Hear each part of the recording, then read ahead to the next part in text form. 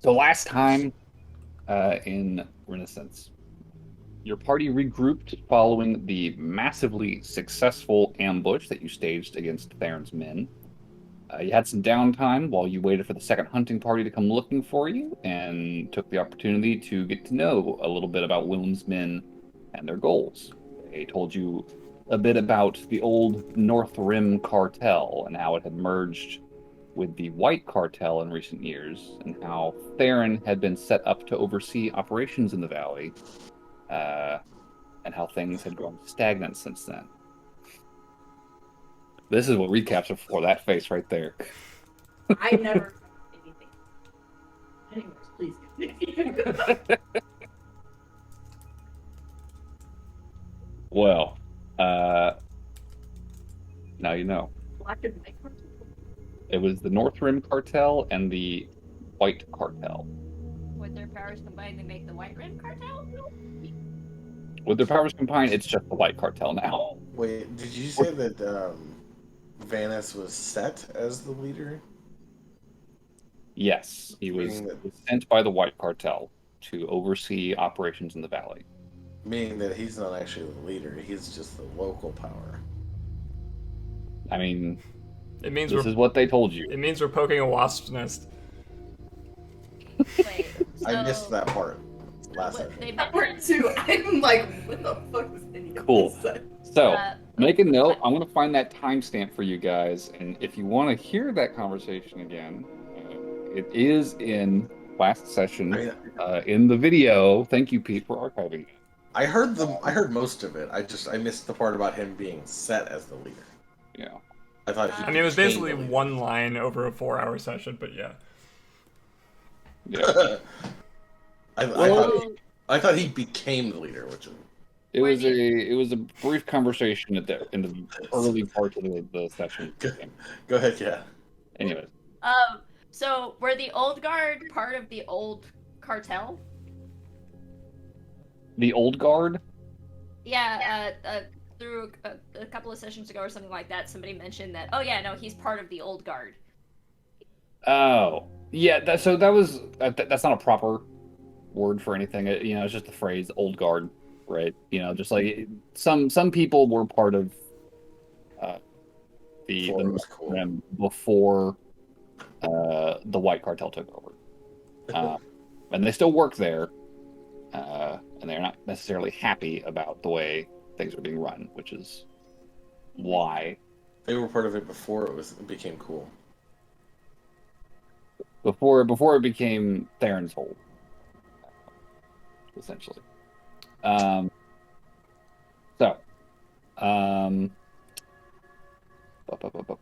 where were we?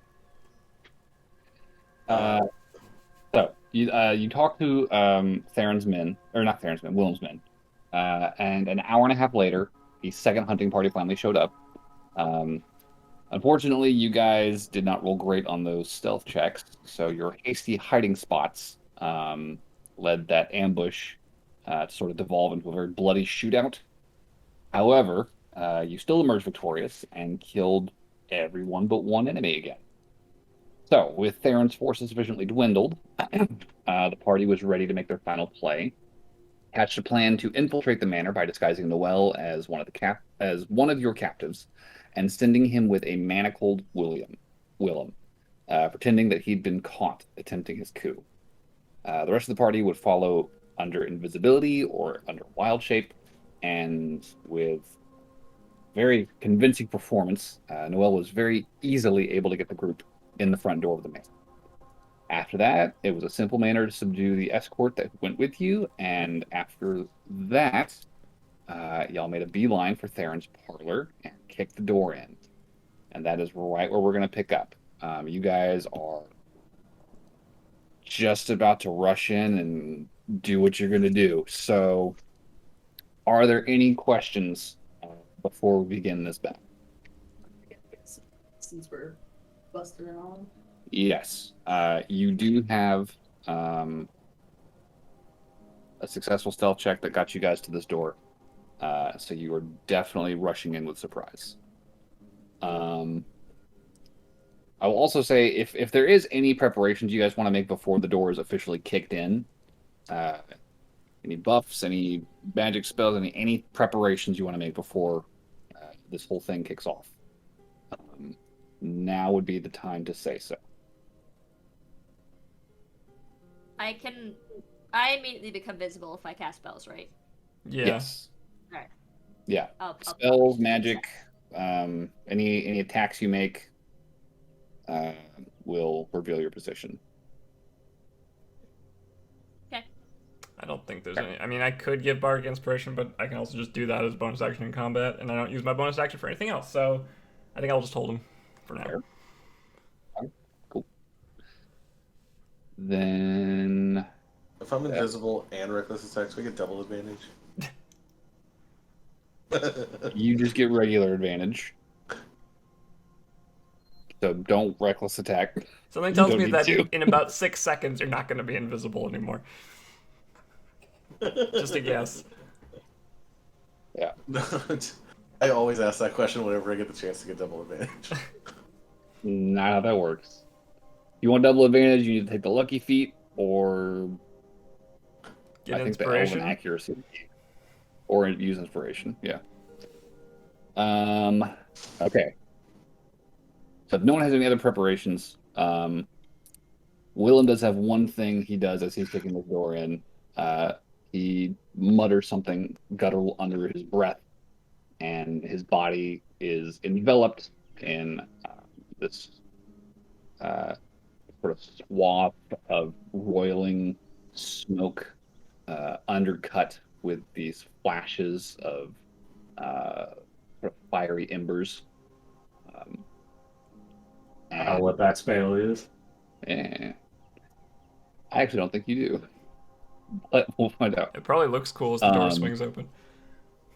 The door kicks open. Willem is wreathed in fire and smoke, and I do need initiative rolls from everyone to kick this thing. 19. Ooh, 19 from Barnaby. Yeah, me having high initiative is not that important. 5. 2 5s. Beat me. I got 4. I rolled a 16 nat for me. 1. Wait, am I supposed to add something to that? Wait. Your initiative. Okay, never mind. Some 9. Sorry. Yeah, I mean, I was like, I don't know how I rolled higher than you, but 16. Okay, so 16 from Burberry. Is that a 4 from Aloran? It's a 9. 9, excuse me, and then 5 from Noel. What was John's? 16. 16. Okie dokie. We'll play. That would be lovely. There we go. All right. So, kicking off the surprise round is actually going to be Willem, who rolled very, very well. Willem's first play is going to be to cast a spell, as he does. He immediately reaches a hand out, pointed at the one of the larger figures in the room, this big, burly half-orc who's wearing like a military coat over like a suit of chain armor. And he says, "I never did like you." And he clenches a fist, and this black eldritch energy just kind of crawls around his hand, and then very quickly appears around this half-orc body, enveloping him and sort of pulling him down in this, this doubled over position. Pain. He fails that save. So he is going to take some fat damage. That is a lot of damage. All right, we're just going straight to the computer. All right. So this guy takes a shitload of damage from that first hit of magic. Not looking good. And Willem is going to step to the side in this room, kind of making way in the doorway for the rest of you. He just kind of paces in, just like launching this blast. So Barnaby is up first. Barnaby, what are you doing, buddy? It's not a concentration spell he just cast, right? That he just cast? No. All right. I think I Invisible. am going to load up an arrow All and right. shoot, So, as I do. Barnaby, as you step into this room, you have a variety of targets to choose from. There are 5 individuals in this room. One is the large half-orc that Willem just smote with dark magic. There is a metallic figure who's also standing up from a seat. He is, it would seem, almost entirely clad in metal plates, eating the face, which has these kind of 2 gleaming pinpricks of light where the eyes should be. There are also 2 other figures who are standing at the rear of the room, more kind of pedestrian-looking thugs under Vanis's employ. They got the hats and coats, crossbows on their back. They're reaching for weapons. And seated in the middle of them, there is a figure in a silk robe with these tall, kind of curling horns protruding from the forehead, and these very vivid markings, stripes kind of running across the face and almost like tattoos. None of them got feathers on their head. Not a one. All right. I'm going to go for Orky. Orky? All right. Yep. Shoot the Orky. Let's see. That is a 16. 16 to hit the Orky. That's going to hit him. All right. Let's see. Homie. This is probably Tokai. Safe bet. That is a 9 9 for damage. Alrighty. So boom, Tolkai takes an arrow. That is your attack. You materialize, becoming visible. Are you moving into the room, or are you going to stand out in the hallway still? I'll move back if I can. Okay. So staying in the hall, kind of behind everyone else as they file in. Yep. Burberry, it is your turn then. But so no one's actually like in the room yet. Willem is the only one who's rushed in. Barnaby kind of like leaned in and took a shot, and then like pulled away from the door to get out of the way for you guys. If I remember correctly, I don't actually have any spells right now. As he looses out the arrow, he just says bonjour and then disappears. Just Buongiorno. Exactly. I'm pretty sure that's not how you're supposed to pronounce it. And Bonjorino. Also, Bon Jovi. El Orco. just apologize to Noel later, because that's all awful. Alright, and I'll go ahead and, do the crossbow thing. I would be offended, but I'm Dustin right now, so I don't care. Who are you shooting? I'll shoot the same thing that Barnaby did. Gotcha. Yeah. So that's an 18? 18 definitely hits. Give me damage. Add your dex. Ooh, that would be 12. 12 damage. Woo. Good shot. And I will too, duck. And I'll go ahead and give Willem resistance. And Is that a bonus action? Oh, wait. No, wait. Sorry, wrong one. There was something that I could do. I think it's an action. But I forgot what it... Oh, Shield of Faith. That's what I was doing. No, wait. I can't do that. Never mind. Take it back. Okay. I keep forgetting I have no spell. Willem is wreathed in sweet heavenly light on top of his No, he doesn't. hellish she can't do smoke it. armor. He doesn't. He can't Oh, do he it. gets nothing. Okay, never mind. He still has I hellish saw smoke her, I was armor. like, All right. John, and it is your turn. So 2 arrows go to the door, and you rush in. What do you do? I'm gonna rage and Okay. I'm, Do you have any rages left for the day? I don't think I've raged yet. You, Have I? you used a rage in the first bear hunt, and I'm pretty sure you used your second one in the second hunt. Is this the This is same all day? the same day. Yep. That's it. That's We've the reason taken I have no 2 spells, short is 'cause rests. We haven't taken any long rest. Oh dear God, why did we not do a long rest? Oh, Oh dear God. I'm fine on a short rest myself. I guess Window for the stop was very small. I guess I don't have a rage. I guess I will just attack the guy in armor, I guess. Guess I'll die. All right, so you're going for middleman. Yeah. All right, go for it. So you rush in invisibly and just start swinging. Oh dear God. Oh, my first roll's on that one. Ooh. Oh, you have advantage. I am so glad I have advantage right I now. actually also rolled in that one in my 2 sets. That would have been really bad. Sucks. Oh dear God. Nat 20. Hey, all right, that's a hit. How do I get a nat 1 and a nat 20? Count your All blessings. right. Same way I get 2 nat 1s every now and then. Dear God, that was scary. If I didn't have advantage on that, that would have been shitty. That would have sucked. I probably would have died. I mean, this is a surprise round still. You don't know what will happen. Okay, so that with Savage critical works when I'm not raging, right? Yeah, that's a half orc thing. So that's 3 critical dice.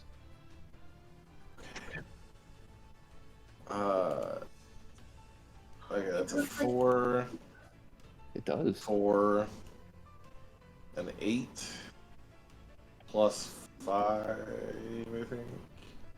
Double check that. That was 6. So that's 16 plus 6, so that'd be 22. What were the numbers? 4, 4, 8, and 6. 4, 4, 8, and 6. 22, right? Wait, okay. You rolled 3 dice, right? Yeah. Right. So 4, 4, 8. Plus the plus 4 from for my damage, and then plus the 2. I'm not raging. 4. Okay, so that'd Okay. be 20 then. Okay, so it was 8, 6, 4, and then you're plus 4. Gotcha. Yeah, I was thinking I was raging, so I did the extra 2 on that, which is where the 6 Right. came from. No. So So without the rage, it's only 4, so it's 20 instead of 22. okay. Yeah, I was getting thrown because I was like, "Where's the 4th dice? There's no 4th dice." Okay, no, you're good. Still a decent chunk of damage. So Leon, the metal man, obviously, he's in the midst of standing up, and all of a sudden is just like thrust back into his chair as this glaive smashes into him, and John materializes next to him. Lauren, what are you doing? First question: is there water in the room? Looking at the room,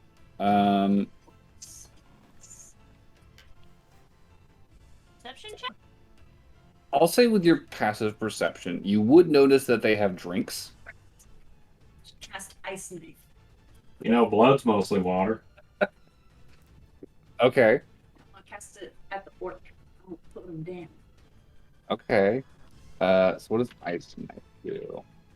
That's not a weird bloody spell. Let's see. I don't think I've ever heard that spell before. It's I think in that's from a Xanathar's. Yeah, it's Yeah. a new one. It's weird. So you create a shard of ice and fling it at one creature, make a ranged attack, and then hit the target. Okay. So you need to make a spell attack for me. Is So he considered- D20, and then you're going to add your spell attack modifier, which is going to be all right. So you know what it is. Is he considered incapacitated? How much? 13 total. Oh wait, I have advantage. Wait, right? Are you invisible? No, but I literally clarified with you at the beginning. We have surprise, right? So we have Right. advantage on the attacks, right? Does surprise give advantage? Does it Oh, not? you only get advantage if you use invisible. Yeah, the surprise gives you an extra round before the actual round. Yeah, they don't get to Yeah. act first round because you have surprise. 13. That's- It shatters. It does 2d6 damage to any creature that doesn't save if we have a save through. Oh, Oh. oh, cool. I don't know that don't Hit or miss, a shard that explodes, targeting each creature within 5 feet of the point where the ice exploded must make a saving dex save. Okay. So that means that Tolkai, Vanis, and the guy standing behind him all need to make a dex save. Tolkai fails. Vanis fails. The guy behind him succeeds. Blocked by the chair. So icy shrapnel, basically, this shard of ice materializes out of the liquid in Tolkai's glass that's like on the arm of his chair and like shoots up over his shoulder, missing him, but like explodes in front of him and Vanis and just showers them with shrapnel of like icy shards. 10 damage. Jesus. That's pretty good. Ice Knife is a fun spell. That is a pretty good spell. I have legitimately missed Ice Knife on purpose because of the This AoE. ice bomb detonates. Tolkai is like just like he's just being shot and peppered with shards. He's horribly bloodied. Vanis, this thing explodes like a foot from his face and just and he fucking falls over the arm of his chair and just slumps over. Whoa. Did you just kill the big bad? Try not to do that. We don't actually know if we're trying to kill him or not. We never asked him, Willem. Oh, dead now. Vanis is definitely not in this fight anymore. I thought the point was to mind control him so we don't get in big trouble. Does Willem comment on this? Willem's like, oh fuck. Do you want me to bring him back? You get through this. So He said, I let's didn't get through this fight first. Oh, well, no, the reason... So Noelle, or I guess Lauren. First off, where are you moving? Do you want to advance into the room, or you want to stay in the hallway? Wait.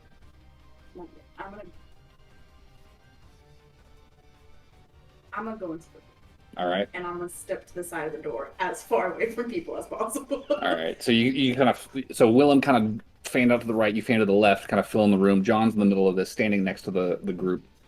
Oh, actually, John, you were wait, no, your glaive has reach, right? John, you there, buddy? You asked if I have reach? Yeah. Does the glaive have 10-foot reach or 5 foot? Yeah, it should. Okay, so you're fine then. Never mind. Let me double check.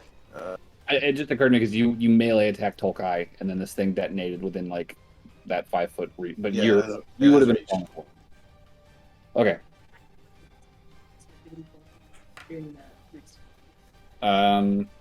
Bonus action is on your turn only. So if you want to use it either in this turn or That's the right. next turn. There. All right. Aloran's a bear. Oh, wait, hang on. I will be yours. There's like two little blips. It sound cut like a out bear partway through, farting. so it sounded kind of like a burp, but well done. Yeah, I can increase the it volume. burps in the bear form. All right. So Noelle, it is your turn. Fine. Cool. My turn's gonna look a lot like several others. I'm gonna use the crossbow I've pilfered off of Dustin's stuff. You said so. Vanis is out for the moment. We got Leon, Tolkai, and then Tolkai. anyone else? Two additional kind of heavies in the back. They were just kind of standing, it looked like, against the wall. And now that shit's popping off, they're like beginning to move forward, How does drawing weapons. Tolkai look? Tolkai looked like shit. Okay, I'll aim for He him. had 2 arrows. He's got 2 arrows sticking out of him and a face full of icy shrapnel. Well, let's see if I can make it 3. So aim and fire the crossbow. Nat 1. Ooh, Good start. Aren't you? Oh no, you're not invisible. I'm not invisible. no. Do you have inspiration though? I'm not gonna use it here. Yeah, I'll aim, fire, miss, and I will back up. I'll get on back in the hallway, and I'll go against the door on the same side that Burberry's on. Okay. So we've got 3 people just kind of like SEAL Team 6 in the door here that got their backs to it, and they're just like leaning in just with fucking crossbows. Meanwhile, there's a bear, a giant, and Willem in the room about to tear shit up. So that is going to take us to the top of the order. And at the top of initiative is Tolkai. He is not happy about what just happened. He is going to draw a long sword, this big, heavy fucking blade from a holster on his hip. And John, you're right in front of him. He's got to fucking swing at you. So And I'm right in front of Tolkai. you are You're the most between in the him room. and everyone else. Yeah, you are the deepest into the room because Aloran's against the wall by the door and Willem's against the wall by the door. You're in front. So he is going to attack you. That is a bad hit. So a 9. Nope. Oof, that might hit. A 15. Nope. Damn. Tolkai does not look good, guys, and he is like reeling from this, and he is just like you see these attacks coming, and you just kind of catch them on your glaive as they land, just between the impact and the shrapnel in his eyes and shit. Like he's too slow and he's too weak at this point. You can definitely see you guys got the drop on him real good. That's going to take us to Willem, who is going to see this, and I think turn to Leon and level a couple of Eldritch Blasts. That probably isn't going to hit.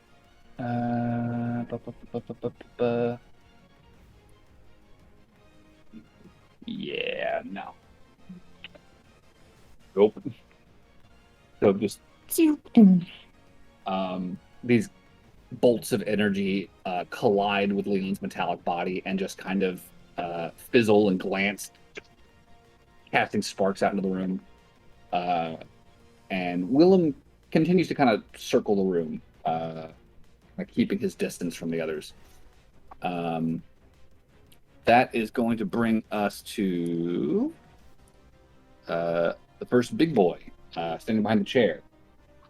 So this large, muscular man, this extra bodyguard, he will advance on Willem, since Willem's kind of drawing close enough, and attempt to hurt him with a big, nasty mace.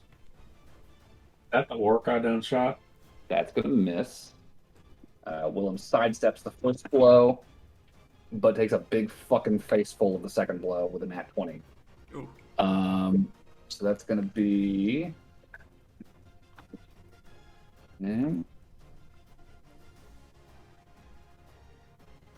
So Willem takes one hit. He's able to kind of like move with it and soften the blows just a hair. But as this blow connects with Willem's body, this black armor around him flares, and this jet of fire kind of shoots out and envelops the guy who just struck him. And his whole body for a split second is just blasted with this huge gout of flame. And he kind of staggers backward, wheezing and coughing. Still standing, but very, very badly burned. His clothes are now starting to like smoke and flare. I've heard of this spell. Barnaby, it is your turn. So big body boy is still here. Yeah. All right. I'm gonna shoot him. Do it. All right. Let's see. Now my best roll. That's a 14. 14 to hit old Tolkai. Not going to do Yep. it. This second shot kind of glances off the shoulder, just barely, missing its mark and fixing itself in the chair right behind him. All right. Action surge. Oh shit! Action surge. Okay. I want to hit him. This guy needs to get hit. All right. That is better. That's a 17. 17 does hit. All Go right. ahead and roll damage. Let's see.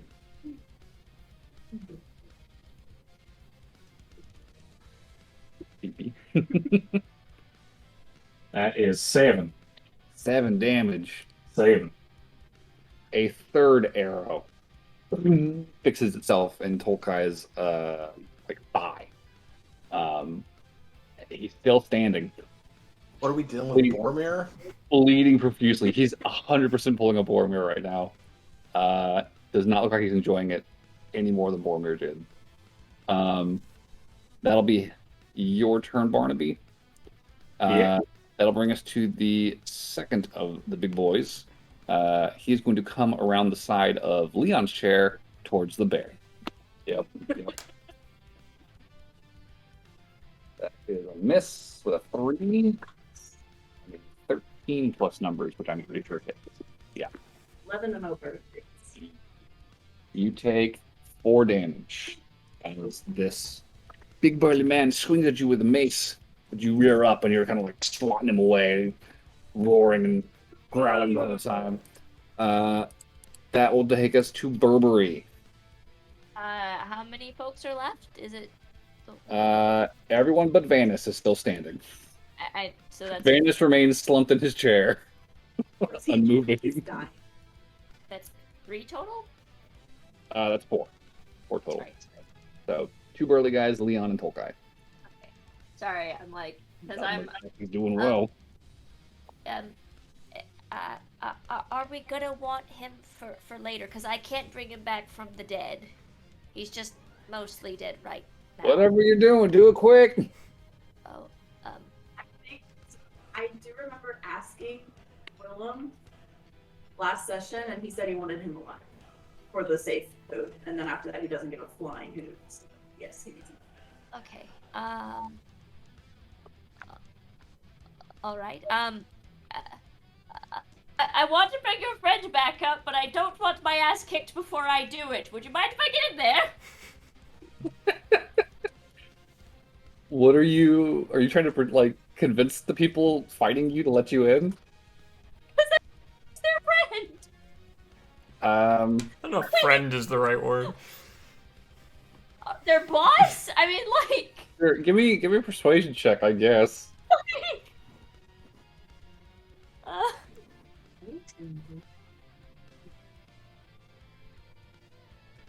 Feels like I'm squishy, right? Persuasion? 15? Okay.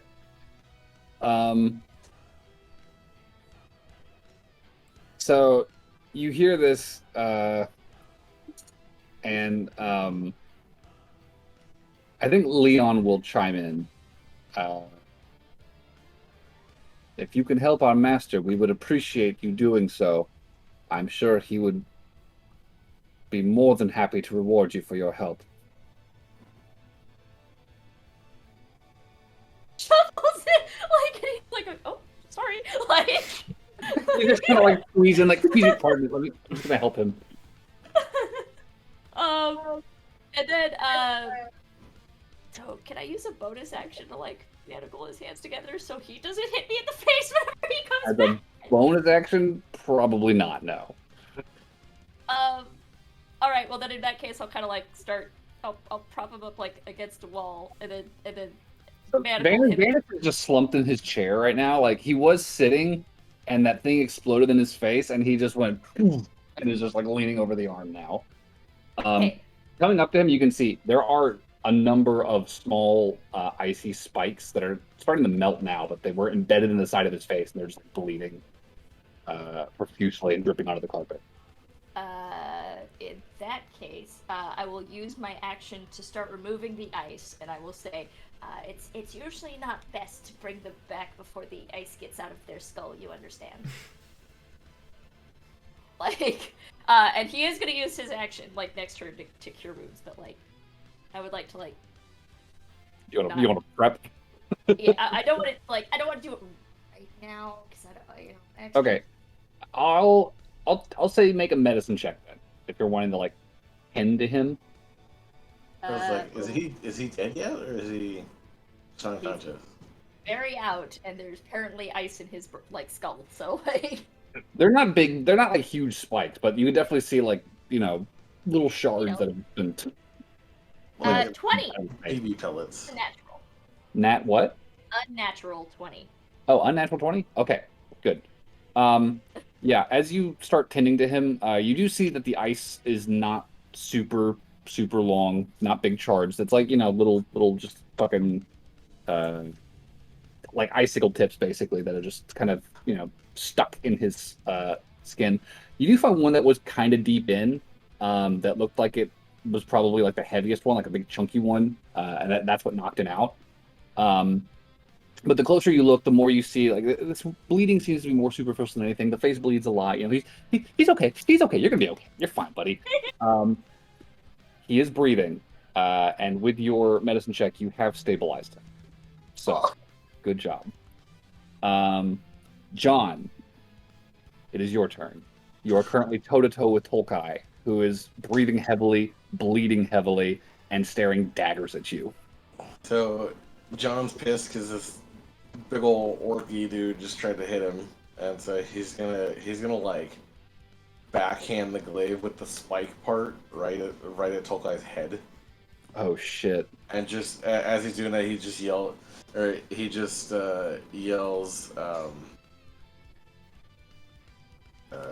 How's John? Just die already!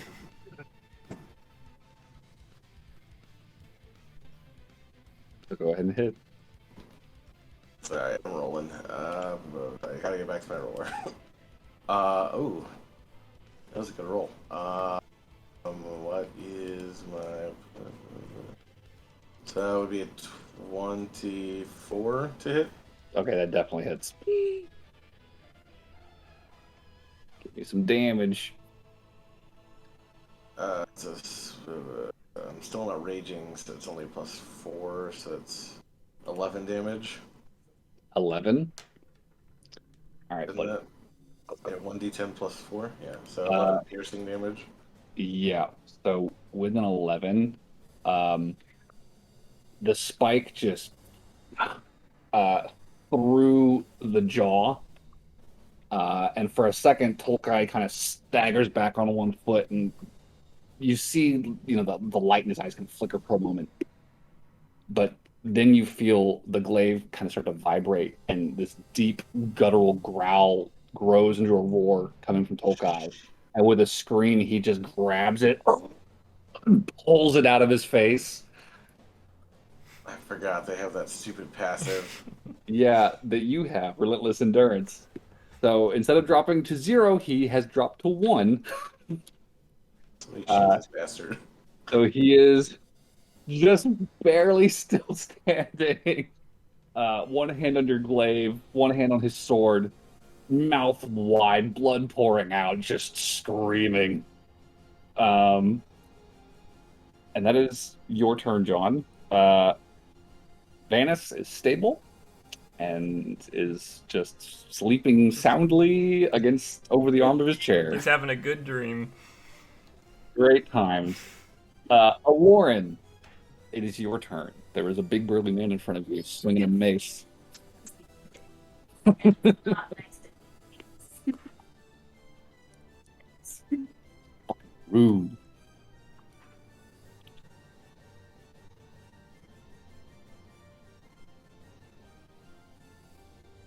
15 and 14. 15 and a 14. Those are gonna hit.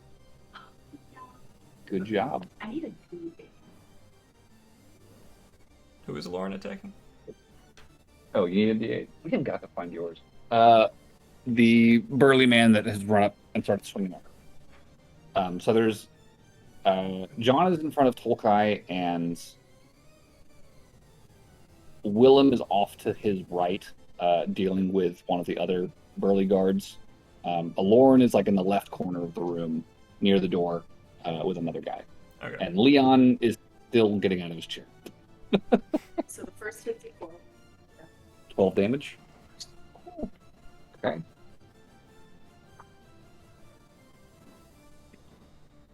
So 12 and 11. Jesus. Yeah, turns out a fucking grizzly bear in a drawing room is gonna do some damage. You just kind of you like stand up on your hind legs, your head almost touches the ceiling of the room, and you just fucking drop on this guy, just swinging and biting. Very not ready for that. He is just like scrambling to get away from you, bleeding now from all of these bites and claw marks up and down his arms. He's having a bear of a time. Yeah, it's bad. Bad news bear. Noel, it's your turn. Cool. What are you doing? Stupid orc. I'm going to bonus action. I'll poke my head in the room, get a lay of the land. Bonus action. I'm going to improvise a short poem to John. It will recount in a whimsical way the frustrating events of your attempted bear hunt a few weeks back, to just spark a little bit of that rage. And then I'm going to take a shot at, let's see, so yeah, Tolkai's up at the top of the round. So yeah, I'll try and hit Tolkai. Okay. God damn it! All right, that's like a 7, so probably not. 7 misses I'm again. being very helpful. Crossbow is not your forte. It turns out, Noel. I need a hand crossbow. Yeah, I'm proficient with those. All right. it's a heavy fucking machine, and you're just like, and it's just shooting wide every time. All right, back out the door against the wall. Cool. With that, Leon is finally getting a turn. He rolled lower than a 5. Oof. He did. He rolled a 4. So Leon is going to place a hand on your shoulder, Burberry, and say, "Thank you.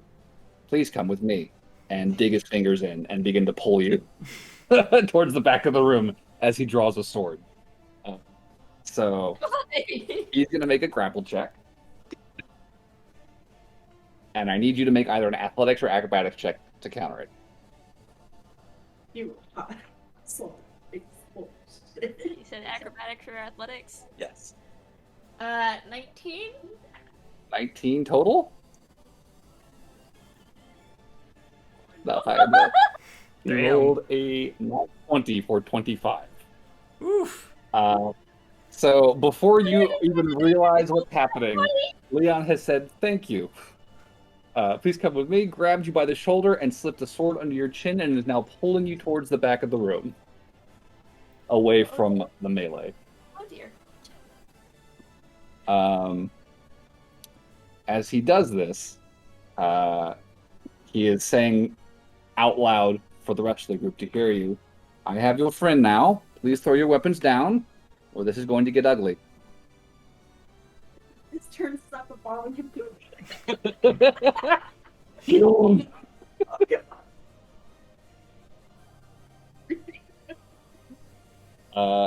Tolkai, at the top of the round, still screaming, is going to throw the glaive out of the way and just bear down on you, John. Longsword, double-handing it. He's fucking pissed.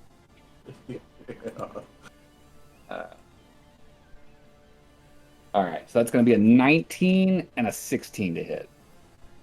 Damn, both hit. You are going to take some damage, my friend. Fortunately, I'm not raging, so yeah.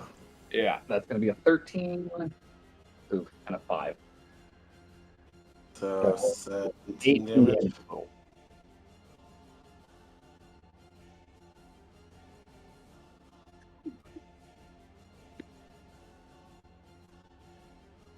Okay. All right.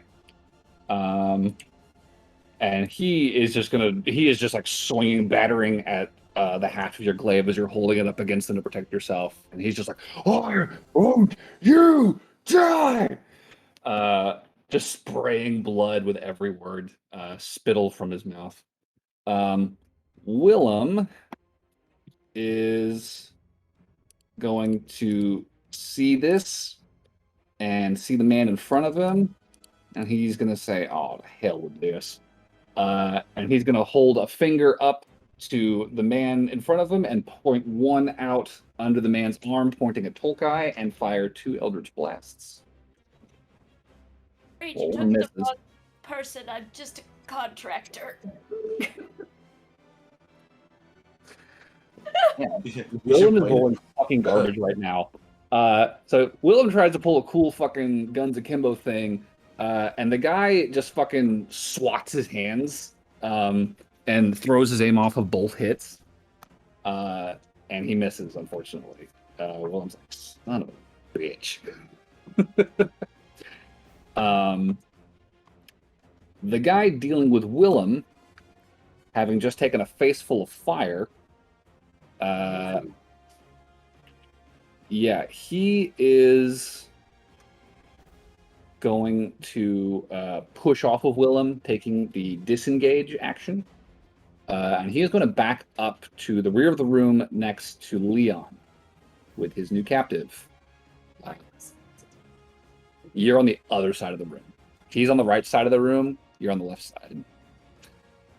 So this guy pulls back, and he's back up there with Leon. He's got a sword out, and he's also going to be like, don't do it. We'll do it.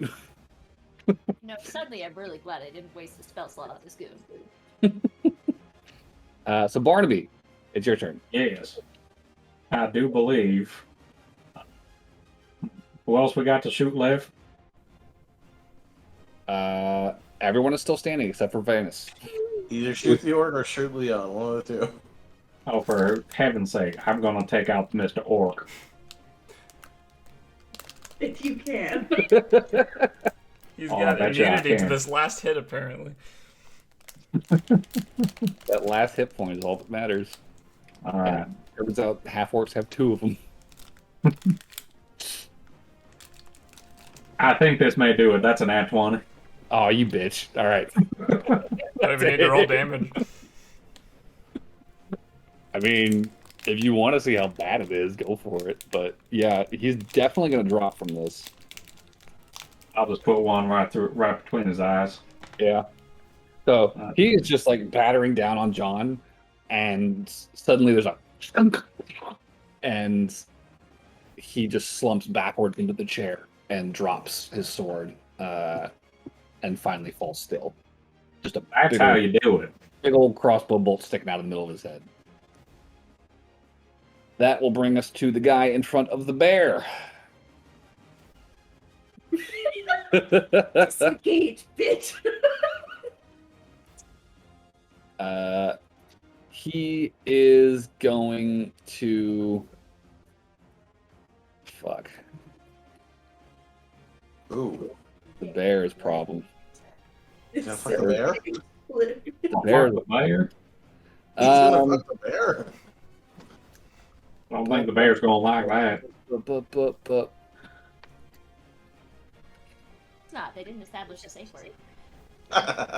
Fair point. Papaya. No, I think you mean bear point. yeah, I think he just has to fight the bear. Honestly, like he's in a bad spot. Pulling back's not going to do him much good because his bear is just like bearing down on him. He's just got to fucking swing, trying to fight his way out of this. That's going to hit, and that's going to hit. So 2 more strikes against the bear for bad damage. So that was going to be 4 plus 4, so 8 damage total. Not great. That brings us to Burberry. Uh, Burberry, you are currently being grappled. You have a hand or a pair of swords to your throat. Thank God you have a spell to get out of this. okay, I do actually. So Noelle is going to receive a message. It says, Noelle, I know this is a little out there, but would you mind shooting me? I will try. I can't hit anything today.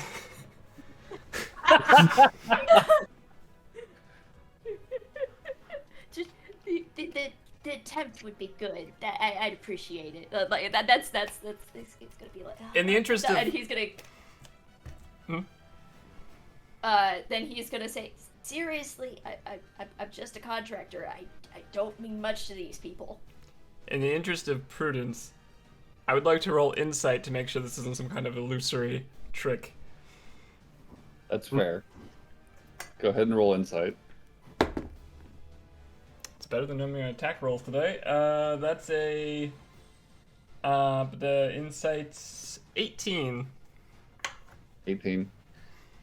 You're pretty confident you know Burberry's voice at this point.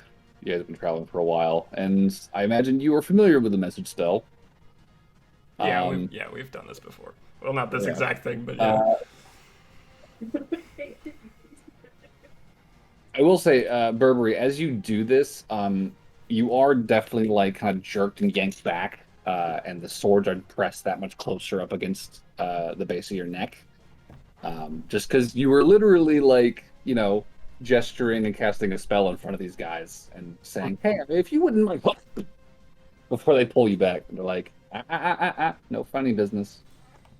But you get your spell off. No trouble. That brings us to John. I would like to hold an attack on Leon until after I find out whether or not, or like what happens with Burberry. Like, if Burberry somehow gets out of the way and I can make an attack, I want to do it. But otherwise, I Okay, won't do so it. you kind of are like advancing on Leon. I want to be within range, but I don't want to attack until I find out if I can Okay. actually attack without getting. Sure. So basically walking around the chair towards the back of the room, towards Leon, glaive at the ready, and just kind of getting ready to swing once you have an opening. Gotcha. Leon sees you guys advancing and like not putting your weapons down, and he says, "I tried to warn you." Manus is still unconscious. His turn passes without anything happening. Aloran, you are a bear with a man in front of you. Can't. He dies. Okay, roll to hit. It's a... Ooh, 19. 19. Yeah, those both hit. Goodbye, poor bear fighting man. He died trying to fight a bear. So The dumbass.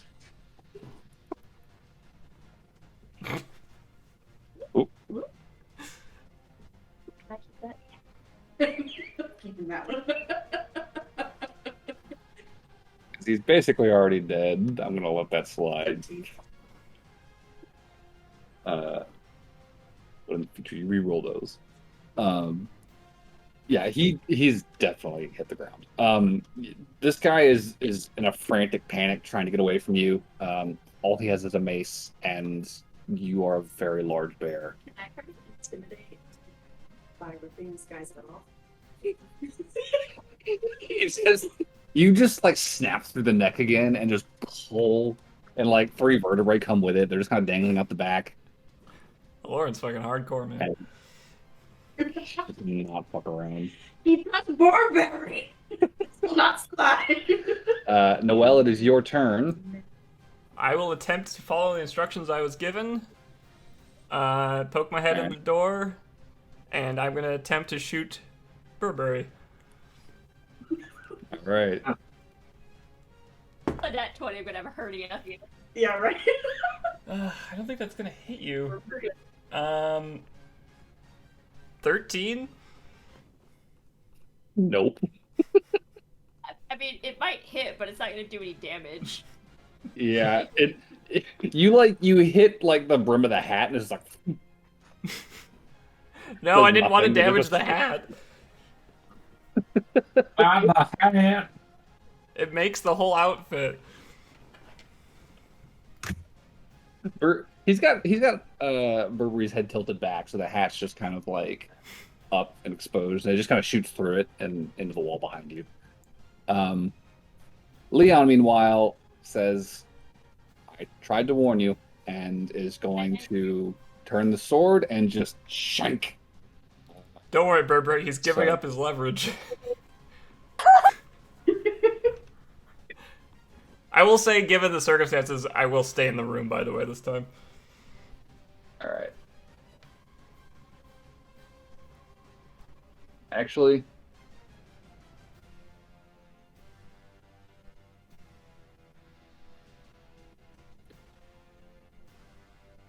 I guess he couldn't. You can't hold half.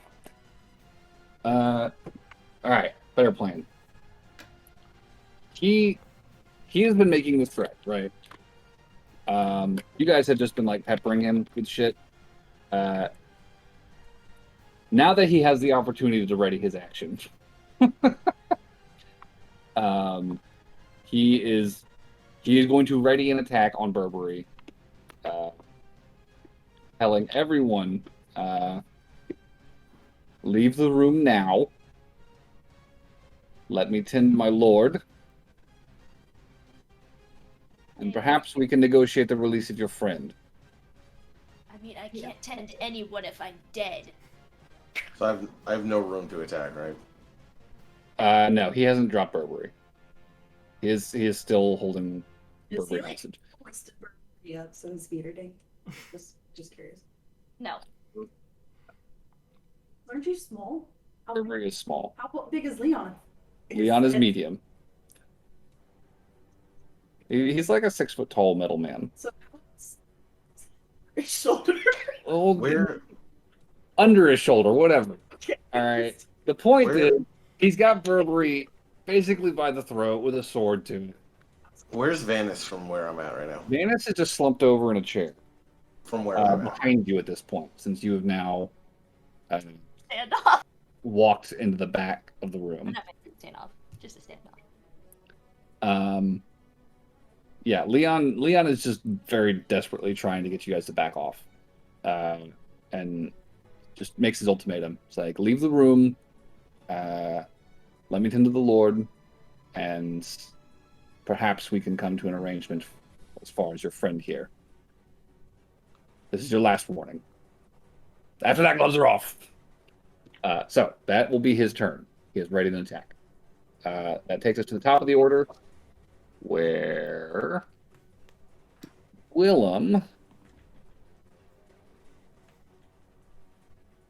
Willem sees this, and he looks to the rest of the party. And what does the rest of the party look like they're about to do right now? It's a fucking Baron who was separated from his group, and he's gonna hold hostages, but a bear's gonna drag him out of the room. John his arm is very tensed up. That's probably all Okay. that can be seen right now. John is just gonna he's still ready to swing. Gotcha. Dustin Anybody else is have any- terrified for the fate of this random dragonborn. Okay. He is looking like he's trying to line up a shot. Well, Barnaby's out of the room still, isn't he? Or did he join us? He'll probably be trying to line up a shot. Best he can. Okay.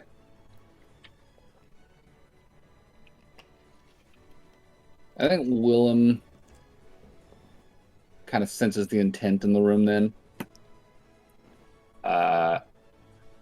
And he is probably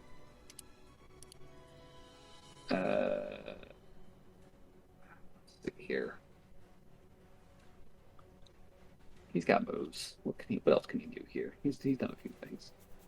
He is going to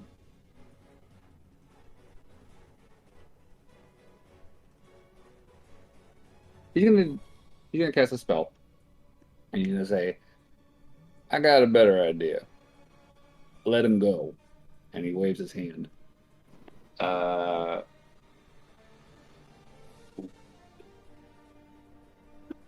uh, that is a. Leon just looks at Willem and says, final warning. And does not listen to the command spell that was just cast. Willem's doing so fucking bad this fight. Me and Willem were on the same wavelength. Yeah, it's just one of those days. So that takes us to the guy next to Leon. The one remaining heavy in the room. He will also ready an attack on Burberry. If anybody starts fucking around, he looks like he's going to just start fucking just stabbing.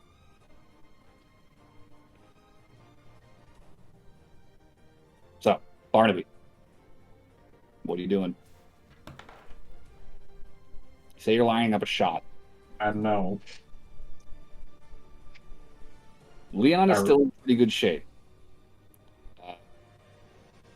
The guy next to him is a little bloodied and singed, very badly singed from Willem, but he's still standing as well.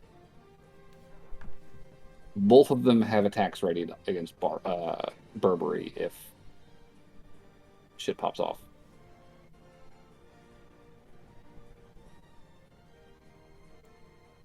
I really want to take the shot, but I don't want to risk it. I know. Now we're in this fucking standoff part of this. Yeah.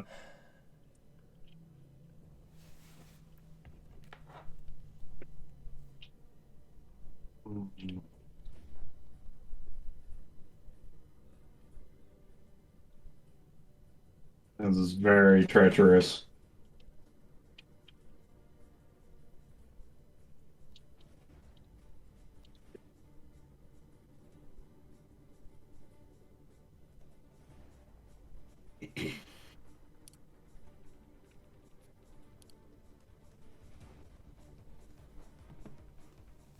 Barnaby does like to protect family.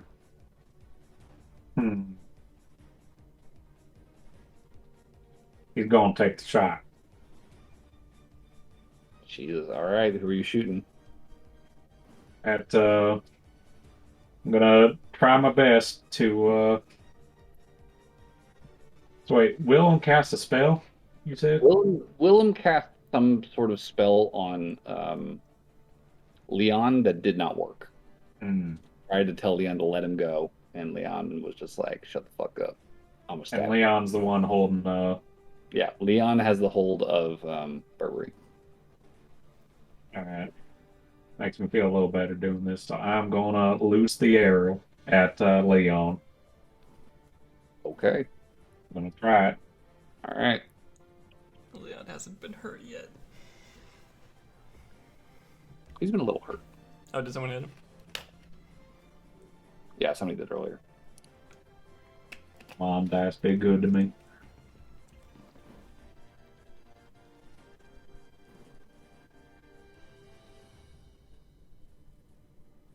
Well, that's a good hit. That's 25 to hit. 25 will hit. That's a hit on Leon for sure. All right. Should have saved my action surge for now. Buddy.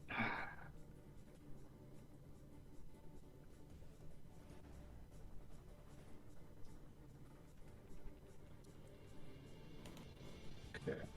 That is... That is max damage. That is 12. 12. 8 plus 4. You sink an arrow into one of the unarmored joints, like under the arm. There's like a shower of sparks and some sort of greenish fluid just kind of out from the wound. Leon kind of flinches a little bit, but the eyes flash dangerously, and with what you can only imagine is a grimace in the voice. His face is expressionless. He just says sadly, "I tried to warn you." He and the other guy are gonna pop off their ready to attacks. Y'all did not back down. So, how many of these do they get?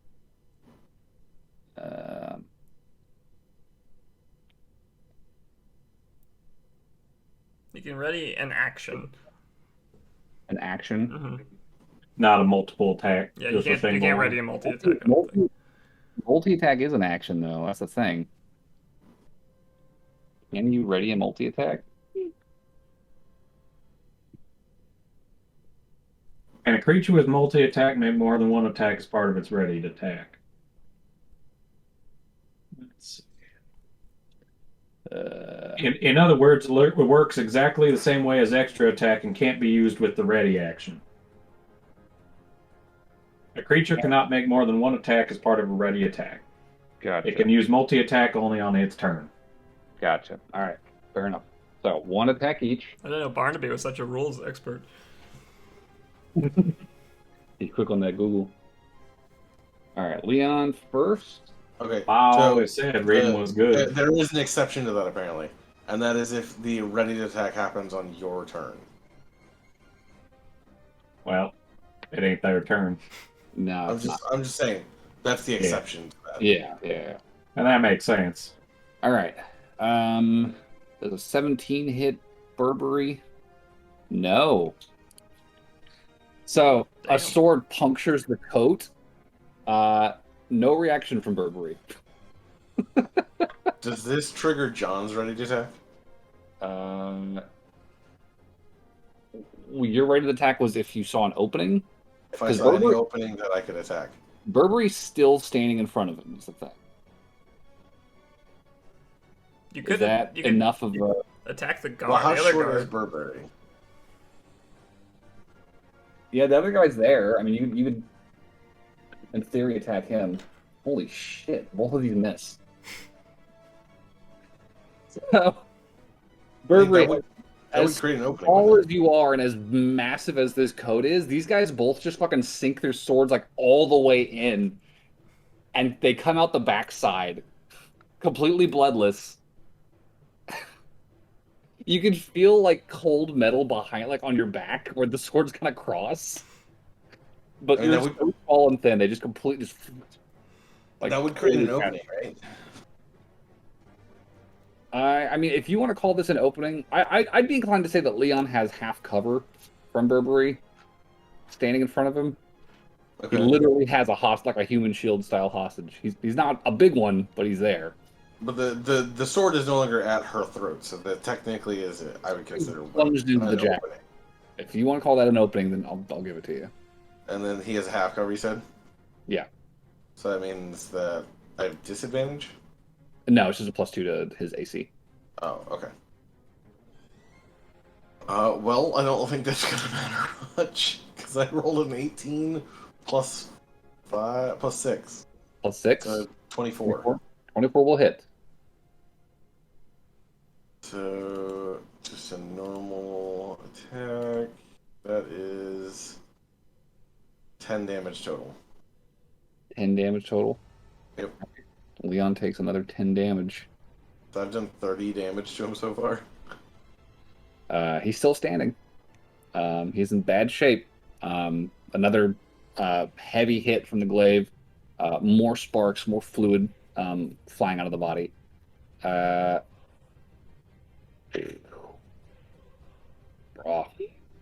this point, this is in rough shape. He's still got Burberry grappled.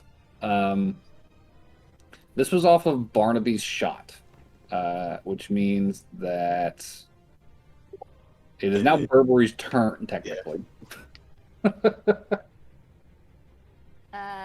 Okay. Well, I would like to grab the sensor off of my belt and just swing it back really hard. Okay. So, make an attack. Improvised weapon. You're Nope. just like, okey Flail. dokey. Otherwise, it's a flail in this scenario. 19. 19? I guess he doesn't get half cover from you since you're attacking. You're the one right next to him. So 19 will hit. Yes. I wish that the cat wasn't laying on my wrist. Great. 8 damage. 8. Ooh, big hit. There's a clatter just as this collides with his face. There's a nice, decent-sized dent in the side of Leon's head now. One of the eyes kind of flickers. And he starts to kind of sputter. It's like, this is a mistake. Don't do this. Is he a Nope. Pretty sure construct? if you leave now, they'll leave you alone. I know I will. That'll take us to John's Oh, turn. hey, can I do a deception check Deception? for being all wounded and shit? I'd say performance. It's a nat 20 either way. Okay. Well, I guess you just kind of buckle in his arms a little bit to look wounded. Probably convinces the rest of the room that you've been hurt. John sees this and he just flies into a non-rage rage. Sure.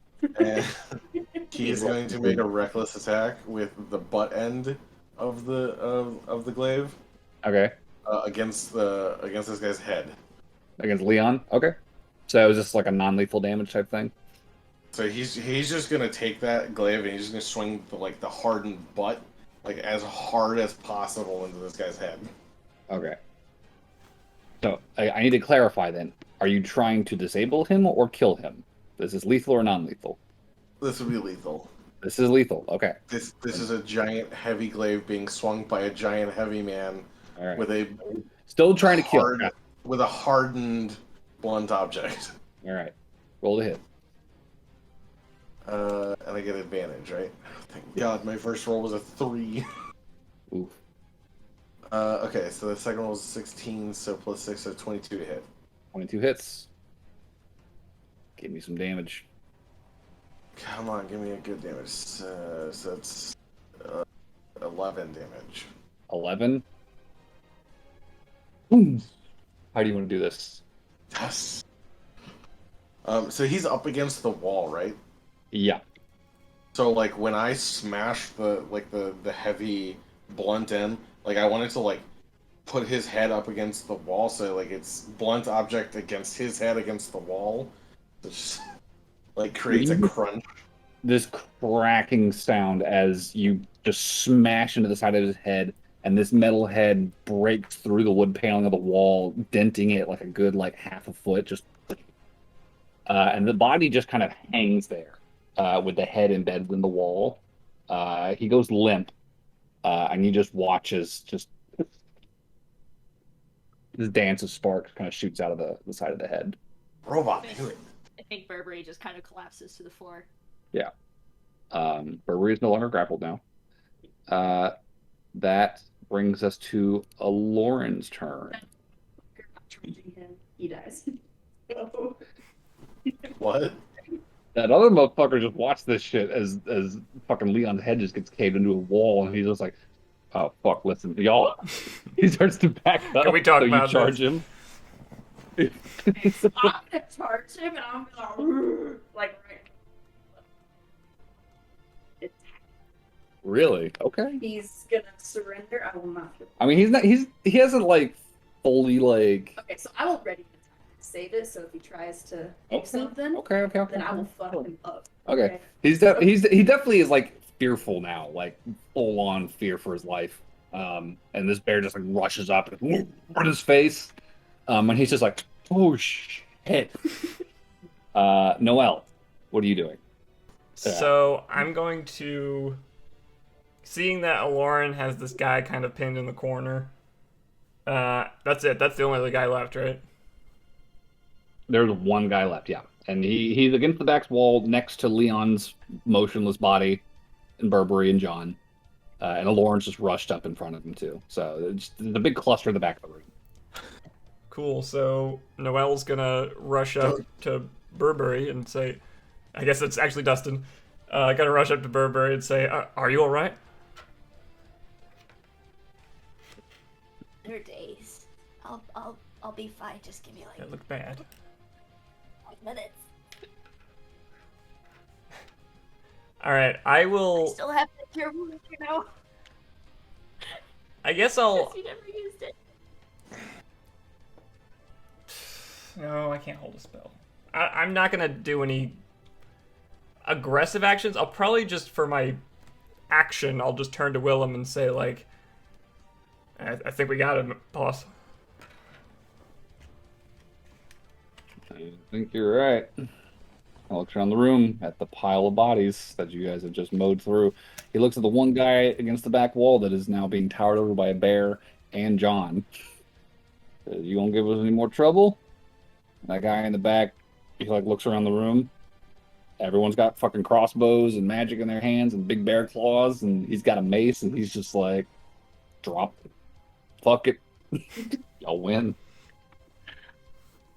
And you've taken a third captive We got a whole collection. and killed the rest. Collecting hostages. So good job, guys. You have We did it. successfully taken out Vanis Theron and his crew. So from here, we could take an early break if you guys want, or we can go for a little bit more to take our break. Either way, this feels kind of like a natural spot, though. I gotta pee anyway, Yeah, we so can that take a break, works. sure. Yeah, yeah. Let's do it now, and then be back in like 10 minutes. Yeah. All Okay. right. All right. Sounds good to me. Great. Cast cure wounds on myself.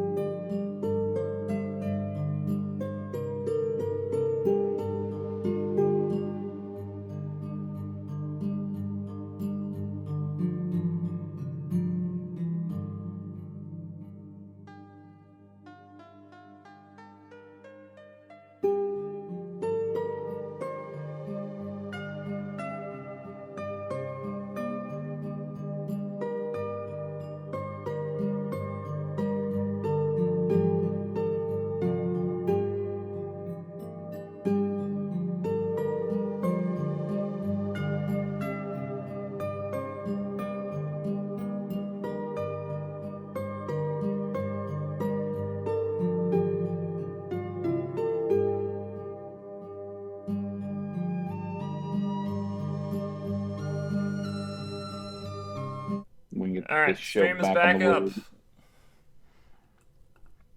Alrighty. So picking up, you guys have just rushed Vanis's parlor. You have decimated his personal guard and taken a single captive um, from their number. Vanis remains unconscious in his chair, where Burberry left him after ascertaining that he was only slightly mortally wounded by that exploding ice bolt. I am so glad I didn't have to use a cure wounds because now I can use it on myself. But he is alive, breathing, just bloody and unconscious. So, Willem kind of looks around the room, taking stock, looking around, kind of walks up to Tolkai's body, kind of slaps the face a little bit. Yeah, you're not so tough, are you? Bastard. I would like to go out to the Well, hall.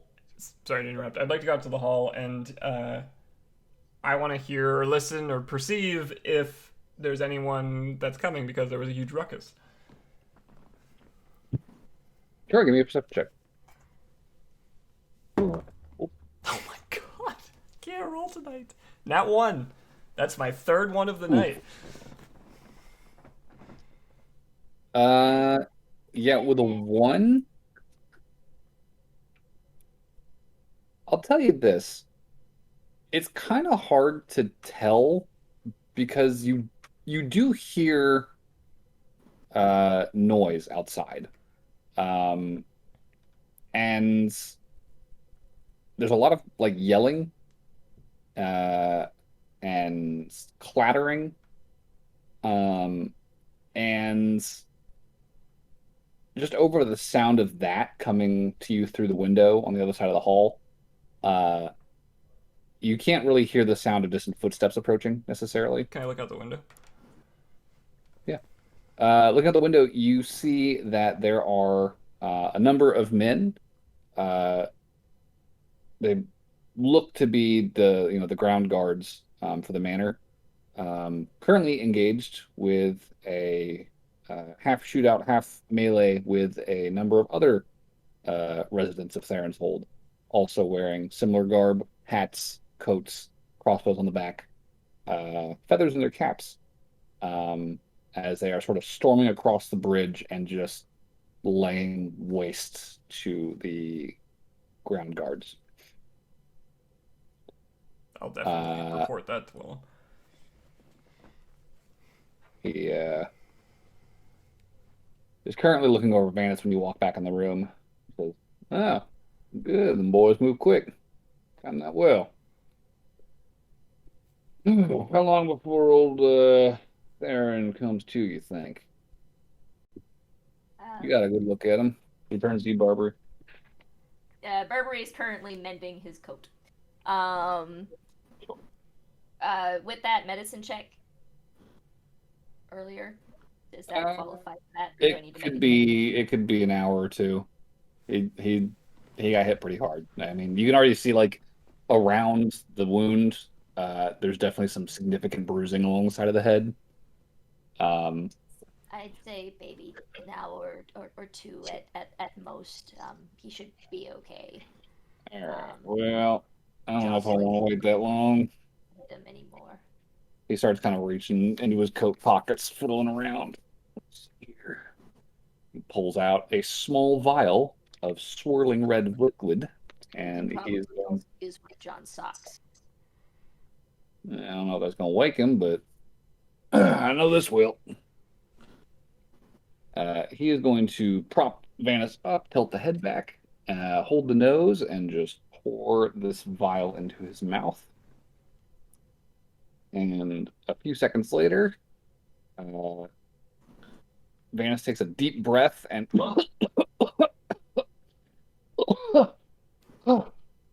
oh God, my head. Starts looking around at the group. What happened? Oh God. He sees Tolkai's dead body in the chair next to him. He like looks behind him and sees Leon, his head smashed through the wall. Oh no. He sees the bear standing there next to the one living captive who just looks at him with this sad expression like, sorry, boss, they brought a bear. I mean, that sounds like a great excuse. They brought a bear. Vanus just like slowly turns around and like cradles his head in his hands. You win, Willem. Congratulations. Yeah, it sure looks that way, doesn't it?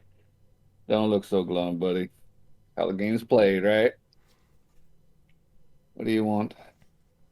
Well, we can start with combination. You're safe. Get that out of the way. You gonna make me fight you for it? No. It's 555. 1, 2, 3, 4. it's on a flip under the safe, actually. I keep it written down so I don't forget it. Oh, you poor bastard. Password. Uh, all right, who wants to go open the safe?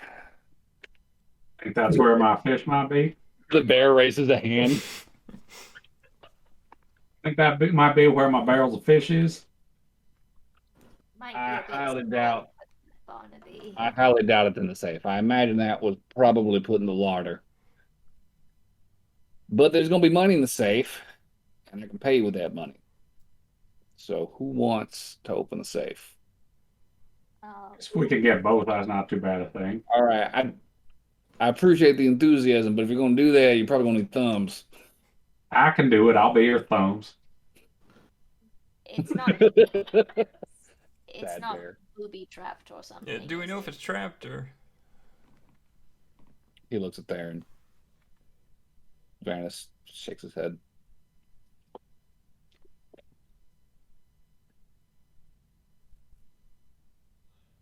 Inside. Willem just kind of nods. All right. I would also like to roll insight. That's only a 10, unfortunately. 10. I'm distracted by 21. 21. Vanus looks very, very distraught, beaten down, defeated. He is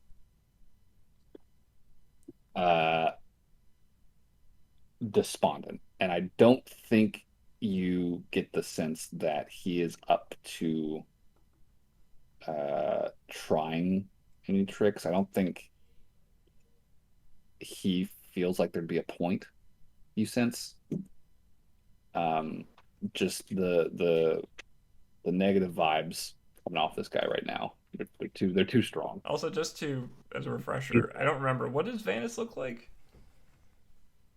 So Vanus is take the boy. He's being rotten. Vanus is he's got kind of a middle-aged complexion to him. There's like very faint wrinkles in the face. Fair-skinned humanoid. He's got kind of curly brownish red hair. He's wearing a silk robe.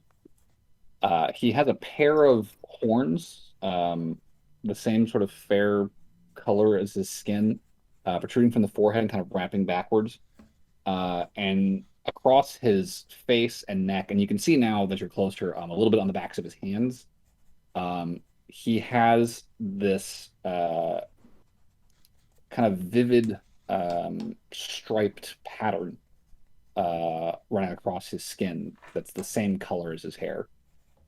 It's almost like a tattoo, and it kind of reminds you of the woman that you saw walking through the hallway on your way up here.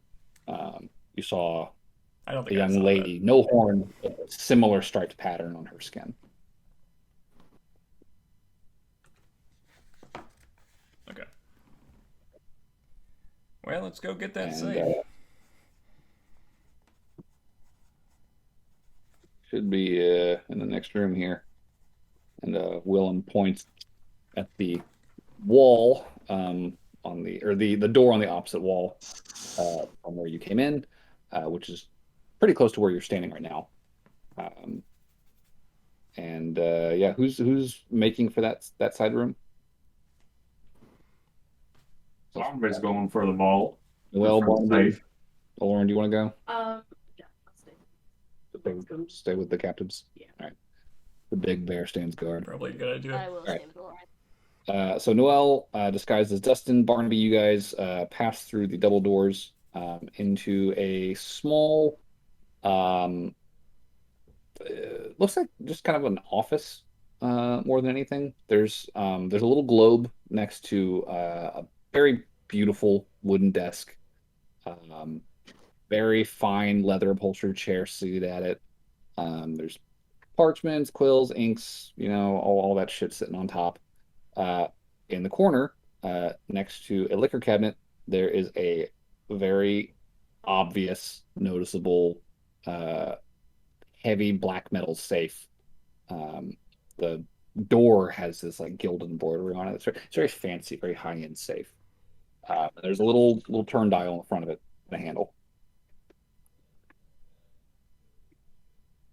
You said it was under the safe? Yeah. So kneeling down, looking under. It's kind of standing on legs, and you can see kind of tucked up under one of the legs. There's this little slip of parchment. It's been folded up and just kind of just pushed in. So you pull it out, and looking at it, you see sequence of three numbers: 22, 53, 16. I'll hand it to Willem. You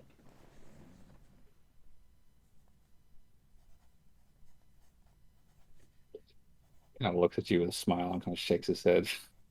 All right, fine. So, Nag, you here? And he snaps his fingers. And as a raven appears on the desk next to you. You take care of this for me, boy. Hands Sonag the slip.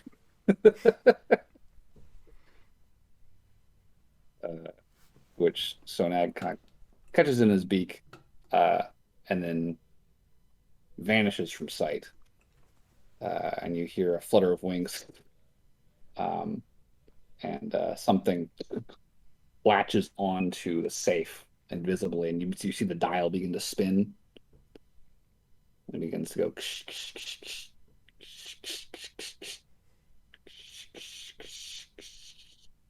He turned invisible because he either turned into something else or Plet really didn't feel like describing a raven trying to open a safe. One of those things.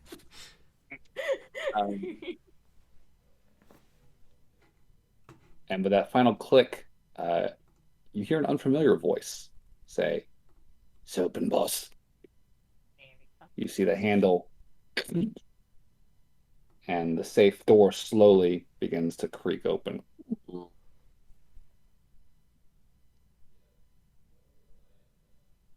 And you have an open safe in front of you. What's inside? Inside Sorry. are 4 empty shelves, and on the floor of the safe, a bag about the size of a purse. And Willem's face falls as he sees this bag. That motherfucker. Okay. He picks the bag up and he storms back into the drawing room and just kind of drops the bag on the table next to Vanis's chair. And he says, "Suppose it explains how you were making your payments then. This linked up to your cartel?" Vanis just kind of nods. "You plan on opening that up for us?" Vanis just leans back in his chair and looks at Willem. Doesn't say anything. Willem kind of bites his lip, and you see the nostrils flare.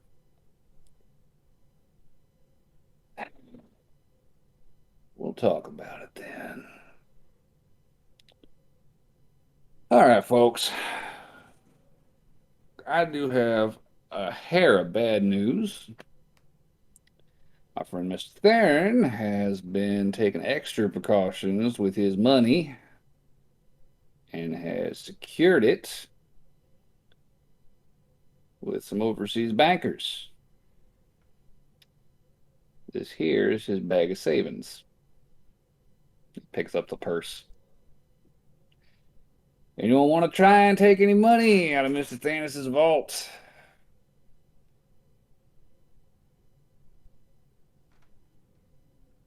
By all means, go ahead, give it a shot. Why General do I get the Arcana? feeling John. this thing is That booby work? trapped? General What's General that? Arcana? Yeah.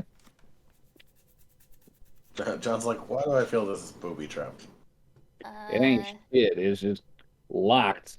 And Mr. Theron, we have nothing but a bag on our hands unless he so deigns to reach in and grab some goodies for us. 15?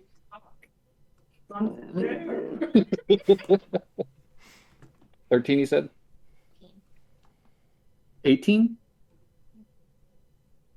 9. 18. Gotcha. Okay, 19. Um, you have a passing familiarity with these. They are sort of the proprietary um, gimmick of a very large, widely spread, uh, and very well reputed dwarvish bank from uh, the Simores to the north. Um, it's functionally a bag of holding, um, Oh my. but it is linked to a secured vault at the main bank. Um, I have to pull up that city now because I actually don't remember the name. uh, but that was a good roll, so give me a second. Um, Essentially, though, these bags they're very expensive to kind of open an account with since you're paying for this magical item. Uh, but once you have it, it is one of the most secure ways to hold your money uh, available to you, since you are the only one who can actually access the vault through this bag. Anybody else who reaches in are just going to find a bag. So like a shape change, Noah wouldn't be able to use it. You could try. You wouldn't actually know if that would work or not. But you do know that they are reputed to be very secure. So make of that what you will. The city's name is Himalar. Spelled Himmela. Yeah. I believe I had a friend who had one of these a long time ago. Granted, friend is very loose. He's a very entitled kid.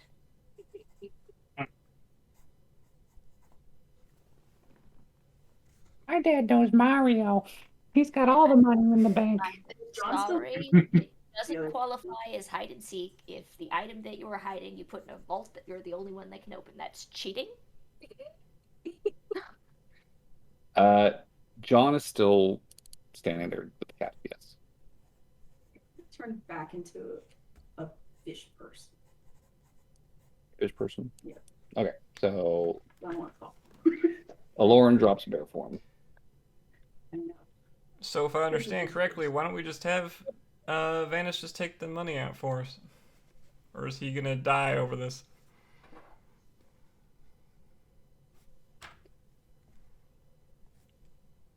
Vanis looks at you, still has a blank expression on his face.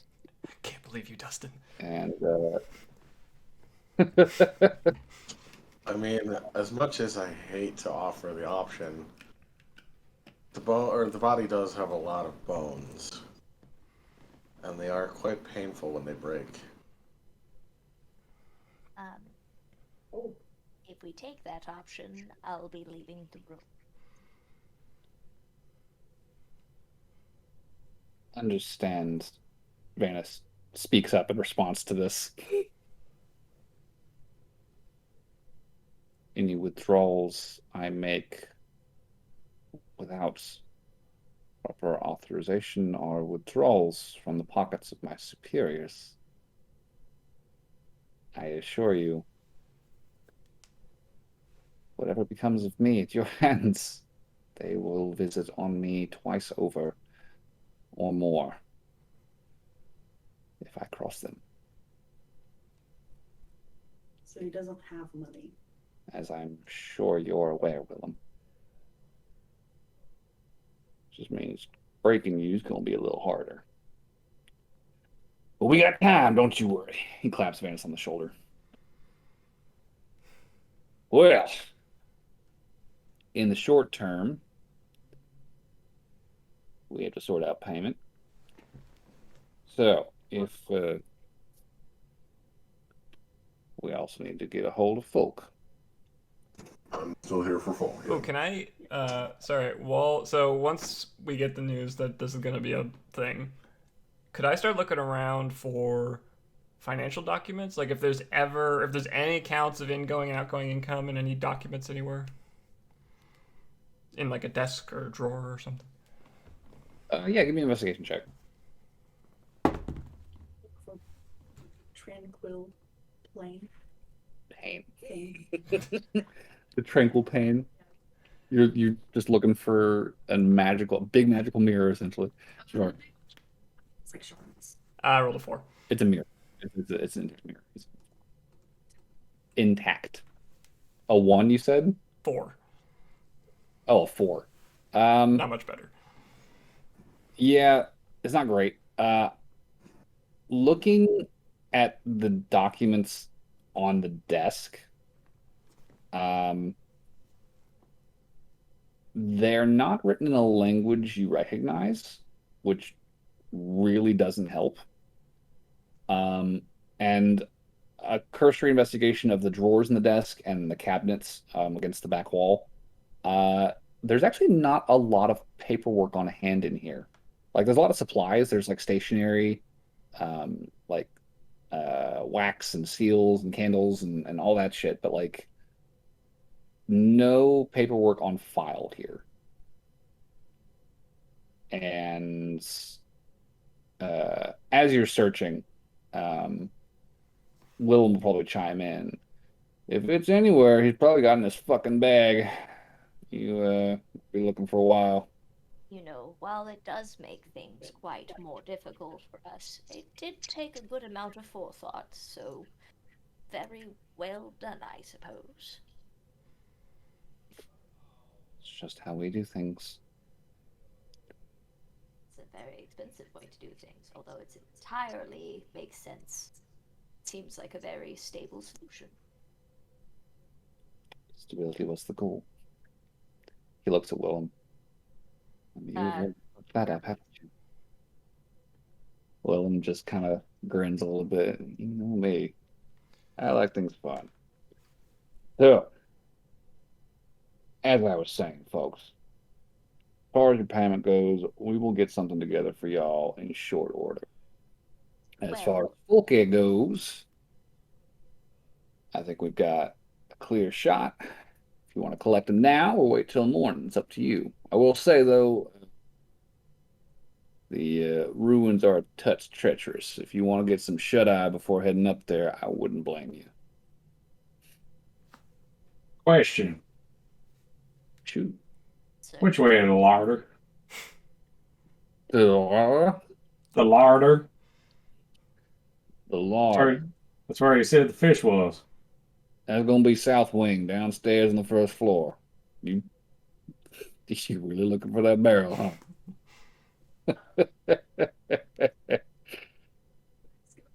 Rented fish is good stuff. You ought to try it sometime. I do think it's a good idea that we get some rest. Nah, Gives my gumbo just the right kick it needs. my boys should be wrapping up downstairs soon, so by all means, go take a look, see what you can find, boy. We'll be wrapping up here. You were saying something.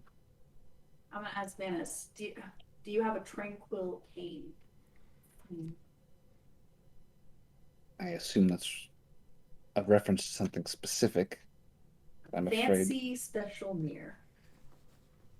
I have a lot of fancy mirrors. I have doubts. They are what you would call a tranquil pain, however.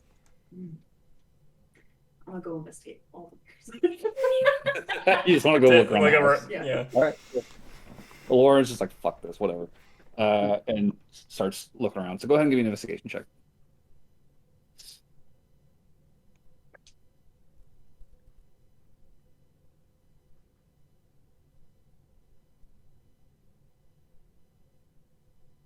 Will she be getting assistance with Noelle's help?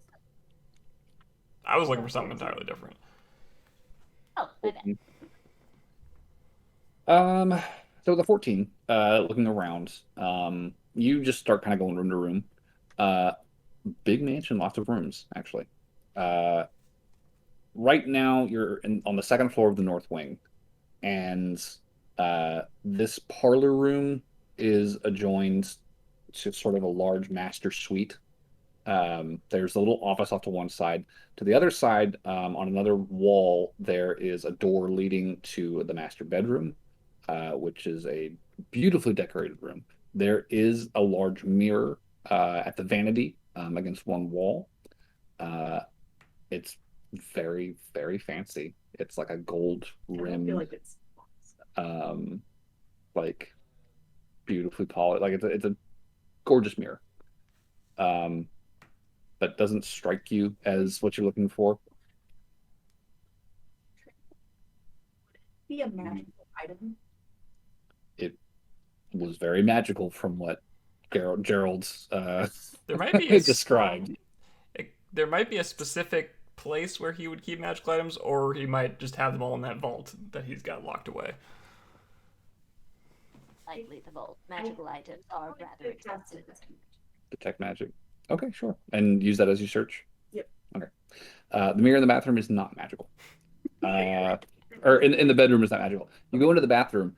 Bathroom is similarly opulent.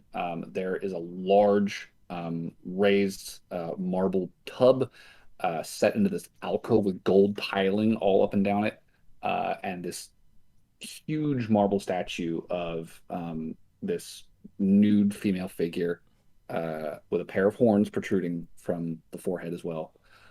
Just kind of like lounging over the bath, looking down at the bather.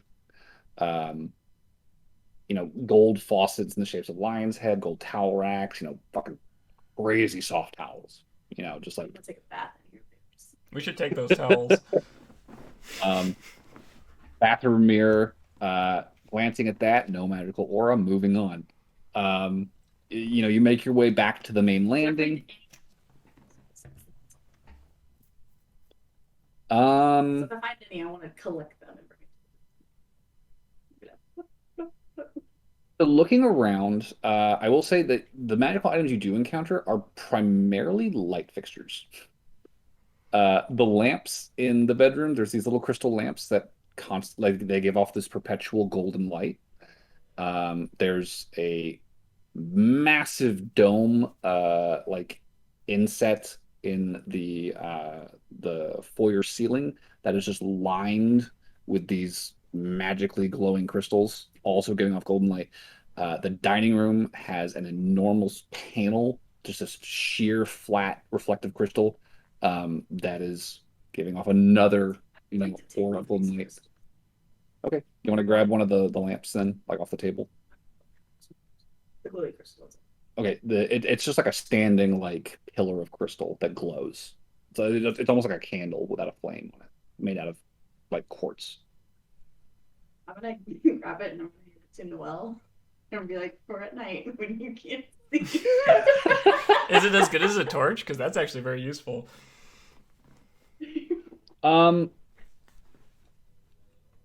we'll talk about that. Yeah. What should I write down? Just magical light stick? Um, I got the magic, uh, magic crystal from Theron's Manor. Just for now. We'll talk about the properties in a bit. I will say the light that comes off of this thing, it's odd because it's not like it doesn't like shine or cast shadows like the light normally does. It just kind of hangs in the air like a mist almost, just like all around you. It's strange. I would like to grab a smaller crystal. Okay, yeah. This guy. There's a number of these light fixtures all throughout the manor as you're walking around, so you can definitely grab more if you want. The dining room off of the main foyer is on the south wing. It's like right there off the foyer. Um, that's got the big panel in the ceiling. It's got a big hearth.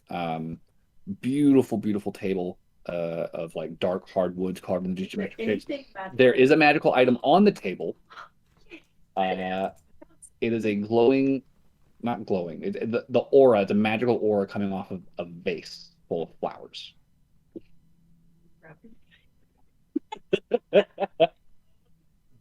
You keep the flowers? Yes. Okay, so you just have a vase full of flowers that you're carrying with you, and like a couple of like glowing crystals. Just You're looting. just kind of walking around. I think as you like step back out into the hallway, you catch sight of some figures down the south wings, like main hall. And looking, you see that it's a couple of Willem's men. You can tell from the feathers in their hats, crossbows in hand, and they're actually talking to what looks like the servants, who look like confused and fearful. And they kind of see you over the guard's shoulder, and the guards kind of look back at you, and you kind of get like lock eyes with them. And there's like this moment where you're just standing there with an armful of shit,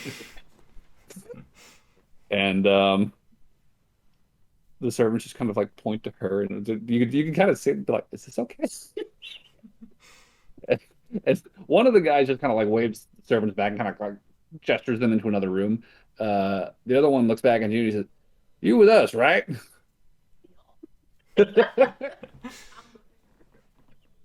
Oh, hell yeah. I heard about you. We'll talk later. And he follows his friend into this side room. Looking, kind of taking a peek down this way. Um, this south wing seems to be primarily like the servants' quarters, and like kitchens and larders. And actually, Barnaby, since you went off looking, you would Yes. actually probably see Noel in this hallway Wait, as, or Lauren, excuse me. God, I keep doing it. Um, you're talking to me. I You're know. really talking to me. I know. Aloran. You would see Aloran in the hallway, as you've already kind of come down this way looking for your fucking barrel of fish. You found a massive pantry off of the kitchen, which you just started kind of rummaging through as the wait staff was being like herded off by a couple of these crossbow wielding uh, thugs, basically. Um, and sure enough, there is in fact a large barrel of fish that you recognize. Oh, there she is. It's like half eaten at this point, but the rest of it's still in there. Uh, Still smelling as pickly as the day you made it. Looks Um, good to me. good eating that, and it looks like people have been eating on it. So you're welcome. Uh, and yeah, Lauren, you probably, as you're looking around, finally find like Barnaby in the pantry with his barrel of fish that he's found. Just arms wrapped around it. I got it. Yeah. I found her. It's beautiful. I kind of hope you named the barrel. I'm gonna like talk to Barnaby Who said I didn't? in this Fair barrel. enough. Is it part of the family? So Barnaby, what is actually this concoction of like fish stuff in this barrel? Fish, salt. That's it. So just fermenting salty fish. So you're making fish sauce? I'm making fermented fish. Here, have one. And he picks one up and hands it to you. I will take it and I will nibble on it. So as a taste test. Probably got a fairly strong, pungent taste. It's not bad per se, but it's definitely like different. They do not make this back home for sure. Okay, well I'm gonna be like, okay, it's not bad. I'm like, okay, good. So I won't keep eating. So you got a vase, you got some magical crystals, you got a salty fish. You just kind of walking around the manor looking for mirrors and shit. South Wing doesn't seem like it's got much more for you. Like the more you look, the more you see it. Like servant quarters and a lot of the serving staff has kind of been rounded up and is sort of being watched right now by some of Willem's men in like sort of like what looks like the servants' salon almost, kind of like their little shared living area. Um, so you head back out, head to the north wing. On the first floor, you find there is a large drawing room with like couches and chairs and everything spread out around the fireplace. There's